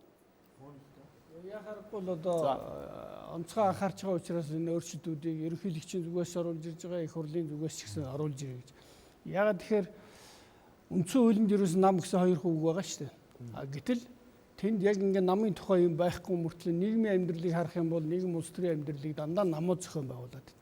Тийм учраас энэ нэг далд байдаг энэ нам гэдэг юм чинь юу юм гэдгийг тийм ээ ямар чигүүрхтэй юу хийж болох эрх хэмжээ нь юу юм гэдгийг зайлшгүй тодорхойлох юм шаардлага бол байгаа. Нөгөө төгөөр нам өөрөө төлөвшөж байж төр төлөвшөх юм зүй тогтол харагдаад байгаа. Өнөөдөр нийгмээрээ нэг лидерийг хүсээд байна. Дөрөв гүн далаас ярьж лидер байхгүй бол тэгвэл ерөөсөө улс төрийн намын тогтолцоо, сонгуулийн тогтолцоо энэ бүгд ч өөрөө лидерийг бий болгодог, бэхжүүлж өгдөг, төрүүлдэг бас ийм байдлаар хуульчилж болж байгаа. Өнөөдөр ингээд задгай одоо лидер төрөх боломжгүй нам дотроо баахан фракцууд бий болох жишээтэй төр гэхээр засаг нь байнга солигддог. Инхээр чи Монголын нийгэмд ерөөсөн лидер төрөхгүй байгаа даа шүү. Тэгэхээр өнөөдрийн бидний одоо үндсэн хуулийн энэ шинжлэлийн төслийнхний нэг зорж байгаа зорилго бол ер нь улс төрийн нам их бэхжүүлээ, нам дотроос лидер төрдөг бай, нийгэмдээ сайхан лидерүүд төрдөг бай, энэ улс орноо хөтлөж ирээ явцдаг ийм лидерүүд бий болгоё гэдэг ийм зорилтыг тавьж байгаа. Энэ хүрээндээ намын чиг хүрээгийн тодорхой болгоё. Нөгөөтэйгүр энэ санхүүжилт нь ил тод бай. Хоёрдугаарт нь дотоод зохион байгуулалт, энэ боловсон хүчнээ бэлдэх, ер нь намын үйл ажиллагаа нь өөрөө ил тод байх ёстой гэдэг ийм л одоо гурван чиглэл намын талаар зохицуултууд орж байгаа л гэж байна. Ерөнхийдөө энэ өргөн барьж байгаа дээр 19-ийн 1 штрих дээр бол 50,000-аас дээш гишүүнтэй үжиж намыг бүртгэе гэж байгаа. Энэ заалттай холбоотойгоор бүх намаа татан буулгая гэж байгаа. Энэ бол бас их зөв. Ерөөсөө 50,000-аас дээш гишүүнтэй байж нам болох ёстой. Тэгэхгүй болохоор ерөөсөө нам нэртэй одоо бид нар шүмжилдэг шүү дээ. Намынхын дараагийн цүнхэнд намынхын бүхэн минь явж идэг. Тэгээ нэг хүний нэг гишүүнтэй нэг нам яваад байна гэж. Тэгэхээр бид улс төрийн намаа төлөвшөлийг 51,000-аас дээш гэж байгаа. Тэгэхээр энэ нь эргээд нөгөө манай олон түмний яриад гатуу гишүүнчил гэдэг имийг улам дэмжигдсэн болж таарад байгаа. Энэ дээр зөвхөн нэг харагдаж байгаа юм нь юуг шийдэж өгсөн гэхээр 19-ийн штрих 3 дээр юу гэсэн гэхээр улс төрийн намын сонгуулийн төв байгууллага өөрөө явуулдаг болоё. Ерөөсөө намынхаа даргаыг сонгохдоо хэсэг бүлэг хүнээс биш нийт олноос сонгодог болоё гэд. Ингээд ерөнхийлөгчийн оруулж ирсэн энэ хуулийн заалтууд бол маш зөв дэмжиж байгаа. Гэтэл энэ нь нөгөө нэг үндсэн хуулийн одоо хэлцэж байгаа асуудлын юун дээр нэгдүгээр хэлэлцүүлэгэн дээр орж ирээгүй. 19-ийн штрих 1 гэдэг чинь болохоор шинээр орж ирж байгаа заалт. Тэгэхээр энэ бол нөгөө саналын хэмжээнд авч үзэгдээд үндсэн хуулийн нэмэлт өөрчлөлтөд орох уугүй юу гэдэг асуудал. Энэ дээр зүгээр бид хэрвээ намын төлөвчлөгийг хийж чадах юм бол энэ улс төрчдийн төлөвчлөлийг ч хийж чинь. Ерөөсөө манай ард иргэд нам хэрэггүй гэдэг байна. Яагаад нам хэрэггүй юм гэхээр ардсан нам ардын намыг харсан чи бабаа санагдсан. Тийм учраас нам хэрэггүй гэдэг. Гэтэл хятад улс нэг намын тогтолцоогоор яваад байгаа үстэй. Гэтэл тэр улс гайхалтай хөгжиж байна. Тэгэхээр нам нь хэрэггүй биш. Төлөвшөөгүй буюу мапцсан нам бидэнд хэрэггүй байхгүй. Тэгэхээр өнөөдөр манай улс төрчид нэг юмн дээр улс төрийнхөө намыг сайн төлөвшүүлээ гэдэг дээр ажиллах хэрэгтэй. За энэ тал дээр бол одоо Үнэн ба Зөв намын хувьд бол бид ажиллаж одоо олон нийтэд бол иргэдэг маш олон хэлэлцүүлгийг ТV10 телевизээр зохион байгуулж явуулж байгаа. За ер нь намын төлөвшөлт дээр хамгийн гол нам бодлогын институт тал руугаа явах зүйлтэй л дээ. Ер нь намын хатуу гишүүнчлэл гэдэг бол буцаад ухарч байгаа зарчим л та. Яагаад заавал нэг хайрцагт одоо нэг хүнийг явж гэдэг. Өнөөдөр сонгуул боллоо гэхэд Монгол Үндэсний арчилсан нам, Үнэн ба Зөв нам, Дэлхийн монголчууд намын аль бодлого нь зөв тавигдчих байна. Яг тэрийг шил за энэ намын энэ бодлого дэвшүүлж байгаа мөрийн хөтөлбөр нь их зөв зүйтэй юм байна. Жишээлбэл манай нам дээр 0-21 насны хүүхдийг үн төлбөргөө эмнэлэгт хамруулах одоо үйл ажиллагааг дэвшүүлж штэ. Яагаад болохгүй гэж. Тэгэхээр энэ бодлого болох уу болохгүй юу? Эдийн засгийн хувьд, нөхцөлийн хувьд. Тэгэхээр энэ бодлогыг дэмжиж санал өгдөг тал руугаа, тийм ээ.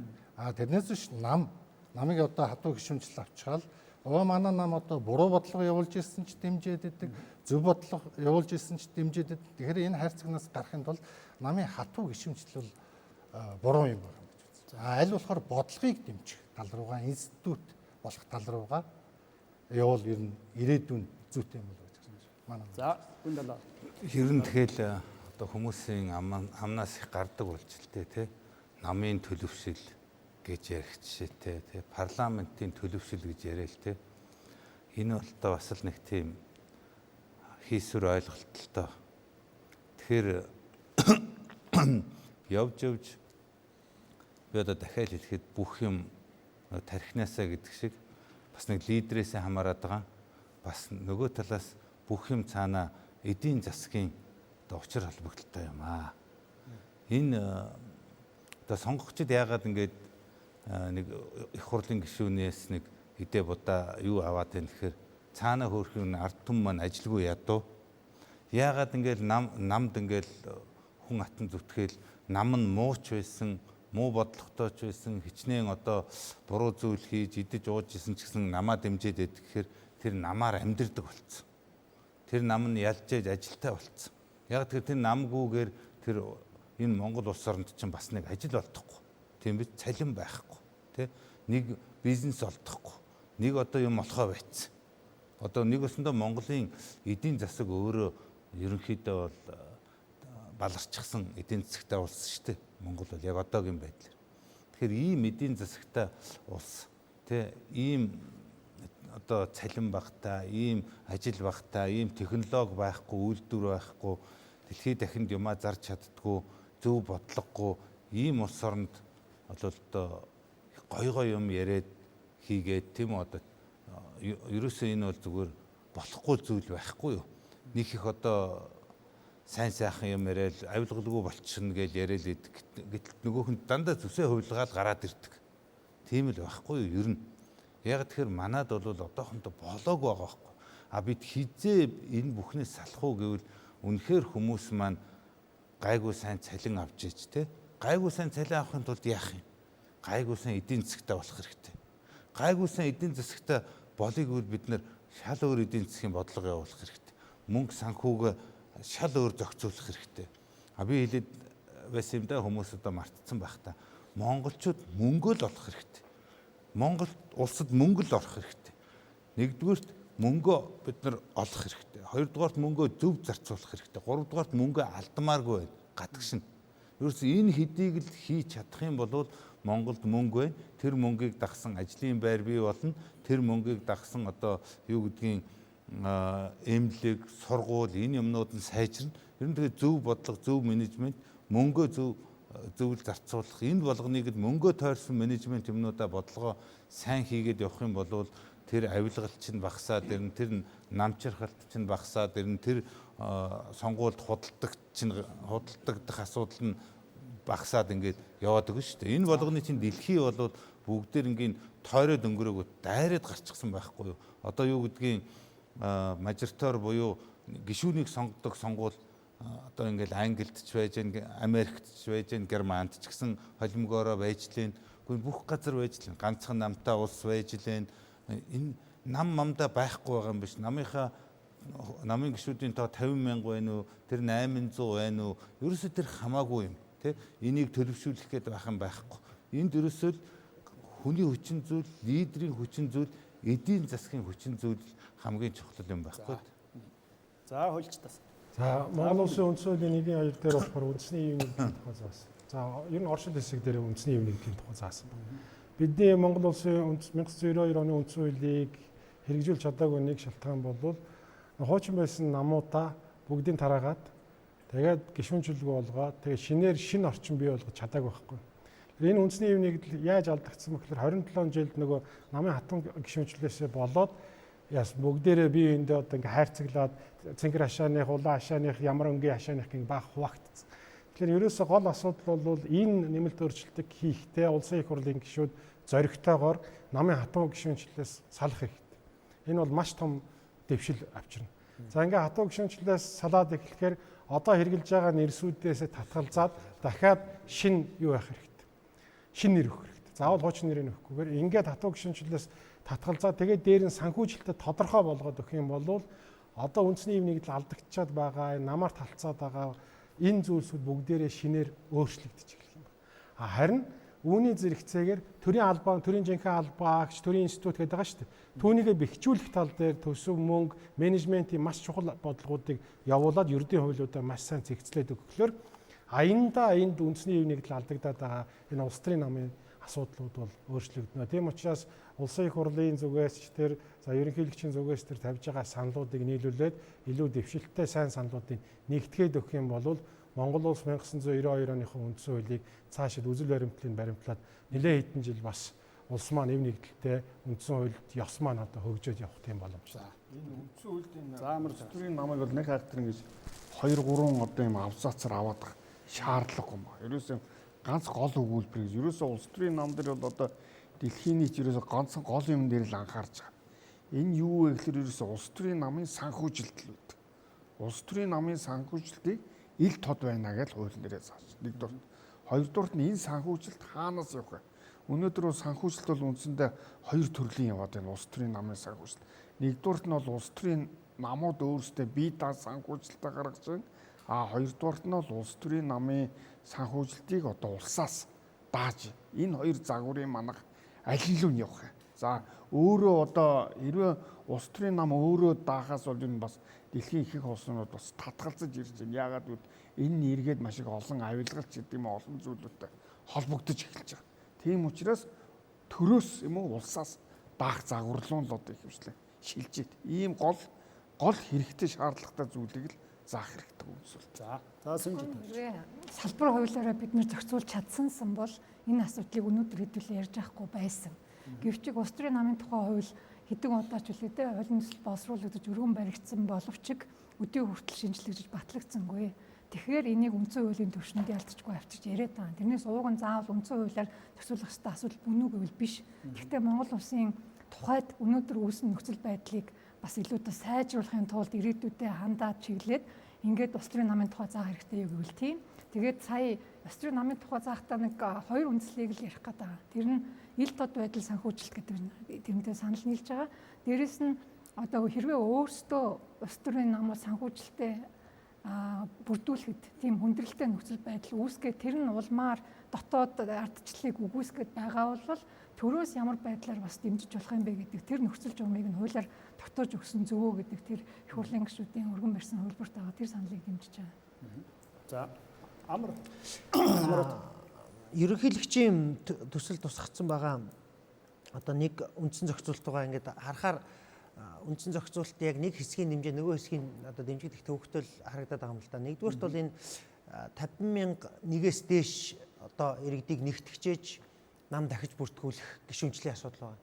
Энэ бол яг төсөл санаачлагчийн уг цаад санаа нь бол нэг гараанаас дахиад эхлэе. Ядаж нэг иргэдийн нэг тодорхой хувийн дэмжлэг авч иж нам үйл ажиллагаагаа явуулгээд зөв юм шиг харагдаад байгаа. Нөгөө талдаа ерөөсөө бүр нөгөө бидний намчрахлыг одоо сонгуулийн ерөнхий орон дээр аваачаад Амрот гэдэг хүн энэ намын гишүүн гэдэг бүртгэл хийгээд тэр бүртгэл нь одоо ялсан ялаагүй намуудад ингээд тарахаар бүр бидний нөгөө намаар ялгуурладаг нөхцөл байдал чинь улам цаашаа явах ийм нэгдүгээр нөхцөл байдал үүсэх магадaltaй. Нөгөө талдаа энэ зохицуултын нөгөө хэсэг нь болох тэр бүх намууд тараад дахиад ижил гараанаас дахиж эхлэх энэ одоо санаа нь бол илүү бодиттой. Магадгүй ингэхдээ хэрвээ одоо гишүүнчлийн хувьд нээлттэй буюу зөвхөн дэмжигч нараасаа бүрдүүлэх юм бол энэ тохиолдолд анх бүртгүүлж байгаа намд ямар шаардлага шалгуур тавих вэ гэдэг асуудал гарч ирнэ. Цаашлаад энэ нь өөрөө нөгөө одоо байгаа уламжлалт хүмүүсийн дунд брэнд болцсон тэр нэрүүдийг нь хэн яаж авах вэ? Эргээд одоо байгаа намууд чинь дахиж бүртгүүлэхдээ нэг болж бүртгүүлж чадах уугүй юу гэдэг ингээд олон улс төрийн үр дагавар дагуулах байх гэж харж байна. Бусад намуудын санхүүжилт үйл хөдлөх хөрөнгөтэй байх тэгээд дотоод сонгуулиуд нь шударга ил тод байх тэр зохицуултууд бол харьцангуй заавал үндсэн хуулинд тусснаар асуудал бол шийдэгдэнэ гэж бол харахгүй л байна л да. Илүү энэ бол одоо магадгүй ахаад нэг 10 жилийн одоо хувь хүмүүстэй холбоотой төлөвшөлттэй холбоотой ийм асуудал учраас үндсэн хууль зааснаар одоо огцсон энэ эргэлт өөрчлөлт бол гарна гэж харагдахгүй л тийм ихтгэл үнэмшил төрөхгүй л байна л да. За ингээд нэвтрүүлгийн цаг бас дуусахад өгч байна. За төгсөлд нь шүүх эрх мэдэлтэй холбогдох асуудлаар талуудын байр суурийг тавч сонсъё. Ер нь одоо шүүхийн хараат бус бие даасан байдлыг хангах, хариуцлагыг дээшлүүлэхтэй холбоотой зайлшгүй зохицуулт үндсэн хуулийн хүрээнд хийгдэх шаардлага байна уу? Өнөөгийн төсөлт хувилбарууд дээр нь эрх зэрэг ямар нөлөөлтөй ажиллах вэ? За намайг бас эхлэе. Үндсэн хуулийн нэмэлт өөрчлөлтөөр бас орж байгаа энэ дээр шүүгчийн хариуцлагын сахилгын хороо гэж шинээр тийм шүүгчд хариуцлага тооцох байгуулах тухай орж ирж илээ. Энэ санал бол зүйтэй гэж үзэж байгаа. Мөн энэ шүүхийн анхан дав залтах хяналтын шатны шүүхийг энэ хүн амынханд бүтцээр зохион байгуулж ачаал тал дээр нь тэнцвэржүүлэх. Нэггээр хэлбэл өнөөдөр Баян зүрх дүүрэг, Сонгой архин дүүрэг дээр маш их ачаалтай байхад тэнд суманд болохоор ачаал нэг шүүгчдэр нэг 10 хэрэг байхад өнөөдөр хотод нэг шүүгчдэр 50, 60, 100 хэрэг аварсан. Тэгэхээр энийг болохоор хүн амынханд бүтцээр нь ангилж энэ тэнцвэржүүлэх тийм ээ ажил үүргийнх нь энэ заалт бас орж байгаа юм лээ. Энэ бол дэмжиж байгаа энэ зүйтэй. Мөн шүүгчийг энэ нас мэрэгжил ажилласан туршлага мэрэгжлэр нь нэг үгээр хэлбэл 30 наснаас анхан шатны шүүгчээр томилох ийм саналууд эдгээр орж ирж л байлаа л дээ. Тэгэхээр энэ саналууд нь бол зүйтэй юм болов уу гэж бодож байгаа. Ерөнхийдөө мэрэгжил хариуцлага энд бүтц талаас нь аваад үзсэн. За үн талаар. Тэгэхээр зөв буруу ч юм уу гин буруу те энэ болгоныг одоо шүүхээр тогтооно гэж байгаа шүү дээ. Ер нь тэгэхээр аливаа нэг маргаан янз бүрийн асуудал гарахад бол үнэхээр одоо ард түмэн бол шудраг шүүхтэй найдахаас арга байхгүй. Тэгэд өнөөдрийн энэ практик дээр харахад бол шүүгч нар бол янз бүрийн одоо хэргийг шийдэхдээ мөнгөтэй хүний талд шийдэх альсгүй одоо улс төрийн одоо эрх мэдэлтэй хүний талд шийдэх ийм зүйл бол их гарч ирсэн.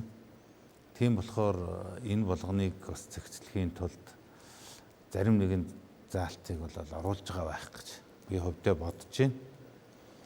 За тийм учраас иймэрхүү заалтууд ороход аливаа юмнууд бол ер нь л сайн талтаа муу талтаа л харагддаг шүү дээ. Тэгэхээр би сайн тал нь их байгаад явандаа бол ер нь манай шүүхийн системд зөв зүйтэй өөрчлөлт орох байх л гэж бодож байна. За шүүхийн эрх мэдэлээр бол ийм л юм байна. Ерөнхийлөгчийн 62-ын гишүүдээс оруулж ирсэн төсөлдөр бол ерөнхийлөгчийн бүх эрх мэдлийг шүүхийн ерөнхий зөвлөлт гэдэг юм руу шилжүүлж байгаа. Тэгэхээр ерөнхийлөгч ямар нэгэн шүүгчийг томилох буцаах эрхгүй болж байгаа гэсэн. А зүгээр эндээс би нэг л юмыг хараад байгаа. Яагаад шүүгч нар маань өргөсөн тангарагтаа үнэн ч биш байна гэж. Тэрнийг юус ярихгүй байгаа. Чи энийг хий гэхээр нь ажил нь илүү үнэтэй байгаа байхгүй юу? Тангараг нь биш. Чи энийг хий гэхээр нь айсандаа би хийцсэн юм а. Тэгээд намайг айсандаа хийдгүү болохын тулд намайг хараат бус болгоотгоо гэдэг байхгүй юу? А гэтэл тэр шүүгчид маань өнөөдөр Монгол улсын хууль дийлэх зарчмаа өөрөө мартчихад байгаа. Тэгэхээр бидний ингээ харж байгаа юм бол эргээд шүүгч маань тангарагтаа үнэнч биш байгаа шүүгчид бид ямар ч дарахын эрхийг олгоод хараат бус байдлыг бий болгоод нэмэр байхгүй. Жишээ нь салхитын мөнгөний ордон дээр гарсан хэрэг бол шүүх маань хараат бус байж байгаа тийм үү? Хараат байж байгаа тийм үү? Хараат бус учраас нөгөө бурхангүй газрын бомбон галзуурна гэдэг шиг хэрэг тарьчаад байгаа байхгүй. Тэгэхээр шүүгчдийн маань эргээл ерөөсөө нэг бүх шатандаа нэг монгол хүний ёс зүй, ёс жудаг гэдэг юм чинь байхгүй болчиход байгаа. Тэгээ эндээс юу харагддаг уу гэхээр бид энэ ардсан үндсэн хуулиндаа таарсан иргэдэн бэлдэж чадаагүй. Тэгэхээр өнөөдөр бид ямар иргэнээ бэлдэх юм бэ гэдэг дээр манай боловсролын тогтолцоог бид бүр нэг мөр шийдэх. Үндсэн хуулиас эхлээд үндсэн хуулийнхээс илүүтэйгээр бүр хүнээн бэлдэх боловсролын тогтолцоон дээр илүү анхаарал сайн иргэнээ бэлдэх хэрэгтэй. Монгол хүний за андаа буйзаа гэдэг шиг тэр сайн иргэнийг бэлдэх юм бол сайн шүүгч бий болно. Тэр сайн шүүгч тангарагтаа үнэнч байх юм бол хин нэгний хараат өртөхгүй. За цогтөр ил. За шүүхийн шинжилгээ үзэл санаа юунаас илүү их хөндөгдөж байна гэхээр ерөнхийдөө нэг тэр гүнтэн шүүгчд бий болчлоо гэж яригдж байгаа ш. Тэгэхээр шүүхэд бие даасан одоо бүр анхан дунд шат те дав заалдах тэг хяналтын шатны шүүхийн дээд шүүх рүү очисон ийм коридор одоо нөгөө шудраг усын хонгил гэж нэрлэдэг байгаа ш. Ийм хонгилууд энэ тэндээ үүсээд байна гэж үзээд байгаа байхгүй. Тэрийг хэн хаана яаж бий болгож ийм гэхээр өнөөдрийн одоо энэ гарч оруулж байгаа өөрчлөлт бол илүүтэй шүүгчийг томилдог энэ эрх мэдлийн илүүтэй шүүхийн ерөнхий зөвлөл рүү авъя. Шүүхийн ерөнхий зөвлөлөө байгуулдаг эрхийн их хурл руугаа парламент руугаа авъя. Эрх биш ард түмнээс мандат авсан энэ олон хүмүүсийн дундаас байгуулдаг үйл илүү шудраг байх уу гэдэг энэ үзэл санаа яваад байгаа. Тэгээ энийг нь бол Монгол Үндэсний ардчилсан намын ерөнхийд нь дэмжиж байгаа. Яагаад ингэж юм гэхээр энэ ерөнхийлөгч гэдэг бол хэдийгээр ерөнхийлөгчийн бүхэл бүтэн институт боловч яг нэдэр дээр нь хараад үзэх юм бол нэг хүн л байгаа байхгүй. Тэгээ тэр хүнээс томилогддог, нэг хүнээс хараат байдаг ийм бүхэл бүтэн шүүгчдийн айрам үүснэ гэдэг бол нөгөө тийм одоо яг тийм мафиозны маягийн ийм бүлгэл рүү явчдсан байна гэдгийг өнгөрсөн одоо элбэг дөрж ерөнхийлөгчийн засаглалын үед бүрэн одоо бид нар харлаа ш. Өөрөө одоо анхан шатны гэдэг юм уу шат шатны шүүгчдийг томилдог. Тэднэрээрээ дамжуулаад одоо анхан шатнаас нь эцсийн хүртэл өөрийнхөө одоо чиглүүлсэн хэрэгүүдийг явуулцдаг. Ийм байдлаар одоо шүүн таслах ажиллагаа яваад байна гэдэг. Энэ хардлагатаас үүдээд шүүхийн ерөнхий зөвлөлчин ерөнхийдөө 10 гишүүнтэй. Энийг одоо их хурлын гишүүдийн санаачилсан төслийн хүрээнд бол 5-ын их хурлаас томилдог бай. 3-ын одоо анхан шатны шүүхээс 1-ийн дав заалдах, 1-ийн хяналтын шатны шүүх. Гэтэл анхан шатны нэг одоо жаахан дэмжихгүй байгаа зүйл бол анхан шатны шүүгчд гэдэг чинь нөгөө 25 нас хүрсэн шүүгчд гэдэг байгаа шүү дээ. Тэгээд ийм анхан шатны шүүгчд оролцоод шүүхийн ерөнхий зөвлөлд нөлөөтэй байд юм уу гэдэг бол өнгөрсөн одоо олон жилийн практикаас харахад бол тэдний шин залуу туршлага муутай. Дээрээс нь одоо магадгүй зөвхөн ерөнхийлөгчийн одоо институтээс томилогдсон байх юм бол энэ хүмүүсээс чухамдаа нөгөө шудраг усын хонгол үүсэх анхан шатны одоо баталгаатай юм саналын квотуудыг аваад байна гэдэг ийм нэг хардлагат байгаа. Энэ дээр бол яхан анхаарах хэрэгтэй байна гэдэг зүйл. Шүүгчийн юун дээр нэг ганц юу хэлэхэд энэ шүүгчийн хариуцлагын хороо гэж байгуулна гэдэг ба шүү дээ сахилгын хороо. Энэ дээр болохоор 3 шүүгч нь 3-ын болохоор 9 хүний бүрэлдэхүүнтэй 3-ын одоо шүүхэд ажиллаж ирсэн хүн 3 нь болохоор шүүхийн хуульчийн мэрэгжилтэй 3 нь иргэн гэж. Тэгэхээр энэ бүрэлдэхүүнийг хэн томилох уу гэдэг нэг асуудал их чухал асуудал байгаа. Энэ дээр бол энэ их хурл бас нэлээд энэ ажлын хэсэг нэлээд бодолцох бас асуудал гарч байгаа. За хуульчдаас товчтой гэсэн хэлж байгаа. За шүүхийн шинжилэл, шүүхийн хараат бус байдал, шүүгчийн хараат бус байдал, шүүхийн бие даасан байдал ярихаар юун дөрөв бид нэг хүний эрхтэйг холбох хэрэгтэй л доо. 92 оны үндсэн хуулиар баталгаажуулаад байгаа юм нь ерөөсөө энэ төрийн эрх мэдлийг яах гэж хуваарлаад энэ шүүгчийн хараат бус байдал, шүүхийн бие даасан байдлыг яах гэж хангах гэж оролдоод байна гэхээр хүний эрх хангах хэрэгтэй л гэж байгаа тийм. Энэ дээр үндсэн хууль заасан 16-гийн заасан энэ хүний эрх хангах хэрэгтэй. Тэр үүднээс одоо ямар дүгнэлт хийгээд байна гэхээр шүүхийн хараат бус байдал ямар байна вэ? Хин илүү энд нөлөөлөд байгаа гэхээр ус төрөөсөө л гэдэг хариулт гарч ирд юм байна л да судалгаагаар. Тэгэхээр нэг гмийг удирдах болгож зайлшгүй хэлэхэд энэ бол мэрэгжлийн үйл ажиллагаа. Тэнд хууль хэрэгэлдэг хүмүүс байдаг. Тэгэхээр алдаа хэрэгцээ байгаа бол тэр нь хуулийнхаа дагуу тэр бүтцийнхээ дагуу шийдвэрлэх учиртай. Тийм учраас одоо яригдж байгаа энэ шүүхийн шинжилтээр үндсэн хуультай холбоотой гол 2 асуудал юу вэ гэхээр нэгдүгээр шүүгчийг шилж сонгох, томилох тэр процессыг хариуцж байгаа шүүхийн ерөнхий зөвлөлийн асуудал байна. Тэр одоо 5 гишүүнтэй байгаа нь бага байна. Тийм учраас гишүүдийн тоог олшруулъя зөв. Тэрийг дэмжиж байгаа гишүүдийн тоог ямар ч гэсэн олон болгоё. Тэнд үндэслэл бас байна те. Одоо хараат бус байдлаа хадгалах төлөөлөл байх. Зүгээр одоо яригдж байгаа тэр асуудал дээр нэг институтээс хараат бус байлгах одоо ганцхан институтээс томилох нь бол зохимжгүй гэж үзэж байгаа. Зүгээр тэр нь хиндэ байх вэ гэдэг тэр би бол бас ахиж ярилцгалтай болов гэж ярилцах хэрэгтэй байхаа гэдэг ийм үзэл бодолтой байгаа. Хоёр дахь асуудал хариуцлага хүлээх. Нэгэнт одоо томилчлоо, шинж сонголтоо 35 үргэлээ бид нар сая их хурлын гишүүдийн саналыг үзэх юм бол төслийг тэрэн дээр анхан шатны шүүхийн шүүгчээр томилогдох насыг дээшлүүлсэн байна. Усын дээд шүүхээр шүүгчээр томилогдох насыг бас дээшлүүлжээ. За ингээд ажилласан жилийг нь бас дээшлүүлсэн байна. За ингээд томилчлоо. Дараа нь тэгвэл хэрэгцээ болохгүй байвал одоо олон нийт бол яриад байна шүү дээ. Бас энд чинь бүгдөө шудраг шийдэхгүй байгаад байна гэдэг. Тэрөө тийм асуудал байгаа бол тэрийг нь хариуцдаг бүтцэд ажиллах нь зөв. Тэр бүтцийг ажилуулах тухай одоо бид нар бас л албаар түрүүн улс төрийн намтай адилхан байхгүй юу? Хэрэгцээ тэр шүүгчийн эрх зүйн байдлын тухай хуульдаа ч юм уу шүүхийн зархины тухай хуулиараа шийдээ салбар хуулиараа үнийг хэдүүлээ зохицуулж чадсансан бол энэ үр дүнтэй ажиллаад байна гэж үздэнсэн бол бид нар бас энэ тухай ярихгүй байсан. Тэгэхээр бас л энэтэй холбоотой ахаал энэ асуудлыг үндсэн хууль руу нэмж оруулах уугүй гэдэг асуудлыг ярьж байгаа. Тэгээд нэгэнт томилох асуудлыг нь өндөрч байгаа учраас бас хариуцлага хүлээлгэх тухай асуудлыг нь үндсэн хуультай бас үндсэн зөвөө гэж үзэж байгаа. Ерөнхийлөгчийн өргөн барьсан саналаас нэг тэр тойргийн шүүх байгуулах саналыг нь дэмжиж байгаа. Одоо бид нэр өмнө нь яагаад гэвэл туршаад үзсэн учраас хэлэх хөвгтэй байгаа юм л та. Тэгэхээр энэ сум дундын аймгийн нийслэлийн гэж тухайлан энэ нутаг дэвсгэрийн зарчмаар заах нь бол төдийлөн зөв биш юм байна. Тийм учраас нөгөө анхан шатны, давзаалт шатны, хяналтын шатны гэдэг тойргийн журмаар бол байж болж байна гэдэг саналыг дэмжиж байна. За баярлалаа. Эрхэм үзэгчдээ Монголын үндэсний олон нийтийн телевиз шууд хэлэлцүүлгээ хүргэлээ. За үндсэн хуульд нэмэлт өөрчлөлт оруулахтай холбогдох асуудлаар 2019 оны 8 дугаар сарын 14-ний хүртэлх хугацаанд 7 хоног бүрийн одоо 5 баасан гарагийн 21 цаг 10 минутаас үзэгч та бүхэнд хэлэлцүүлгүүд хүргэж нийгмийн төлөөллүүдийн байр суурийг хүргэхээр болоод байна. За энэ удаагийн хэлэлцүүлэгт улс төрийн зарим намын дарга нар болон эрдэмтэд судлаачид хуульчдын төлөөлөл оролцлоо. За хэлэлцүүлгийн явцад цахим хаягаар дамжуулан шууд утсаар дамжуулан үзэгчдийн саналыг хүлээн авлаа. За дараагийн хэлэлцүүлэг 5 гарагийн 21 цаг 10 минутаас үзэгч та бүхэнд хүрэх болно. Үзэгч та бүхэнд баярлалаа.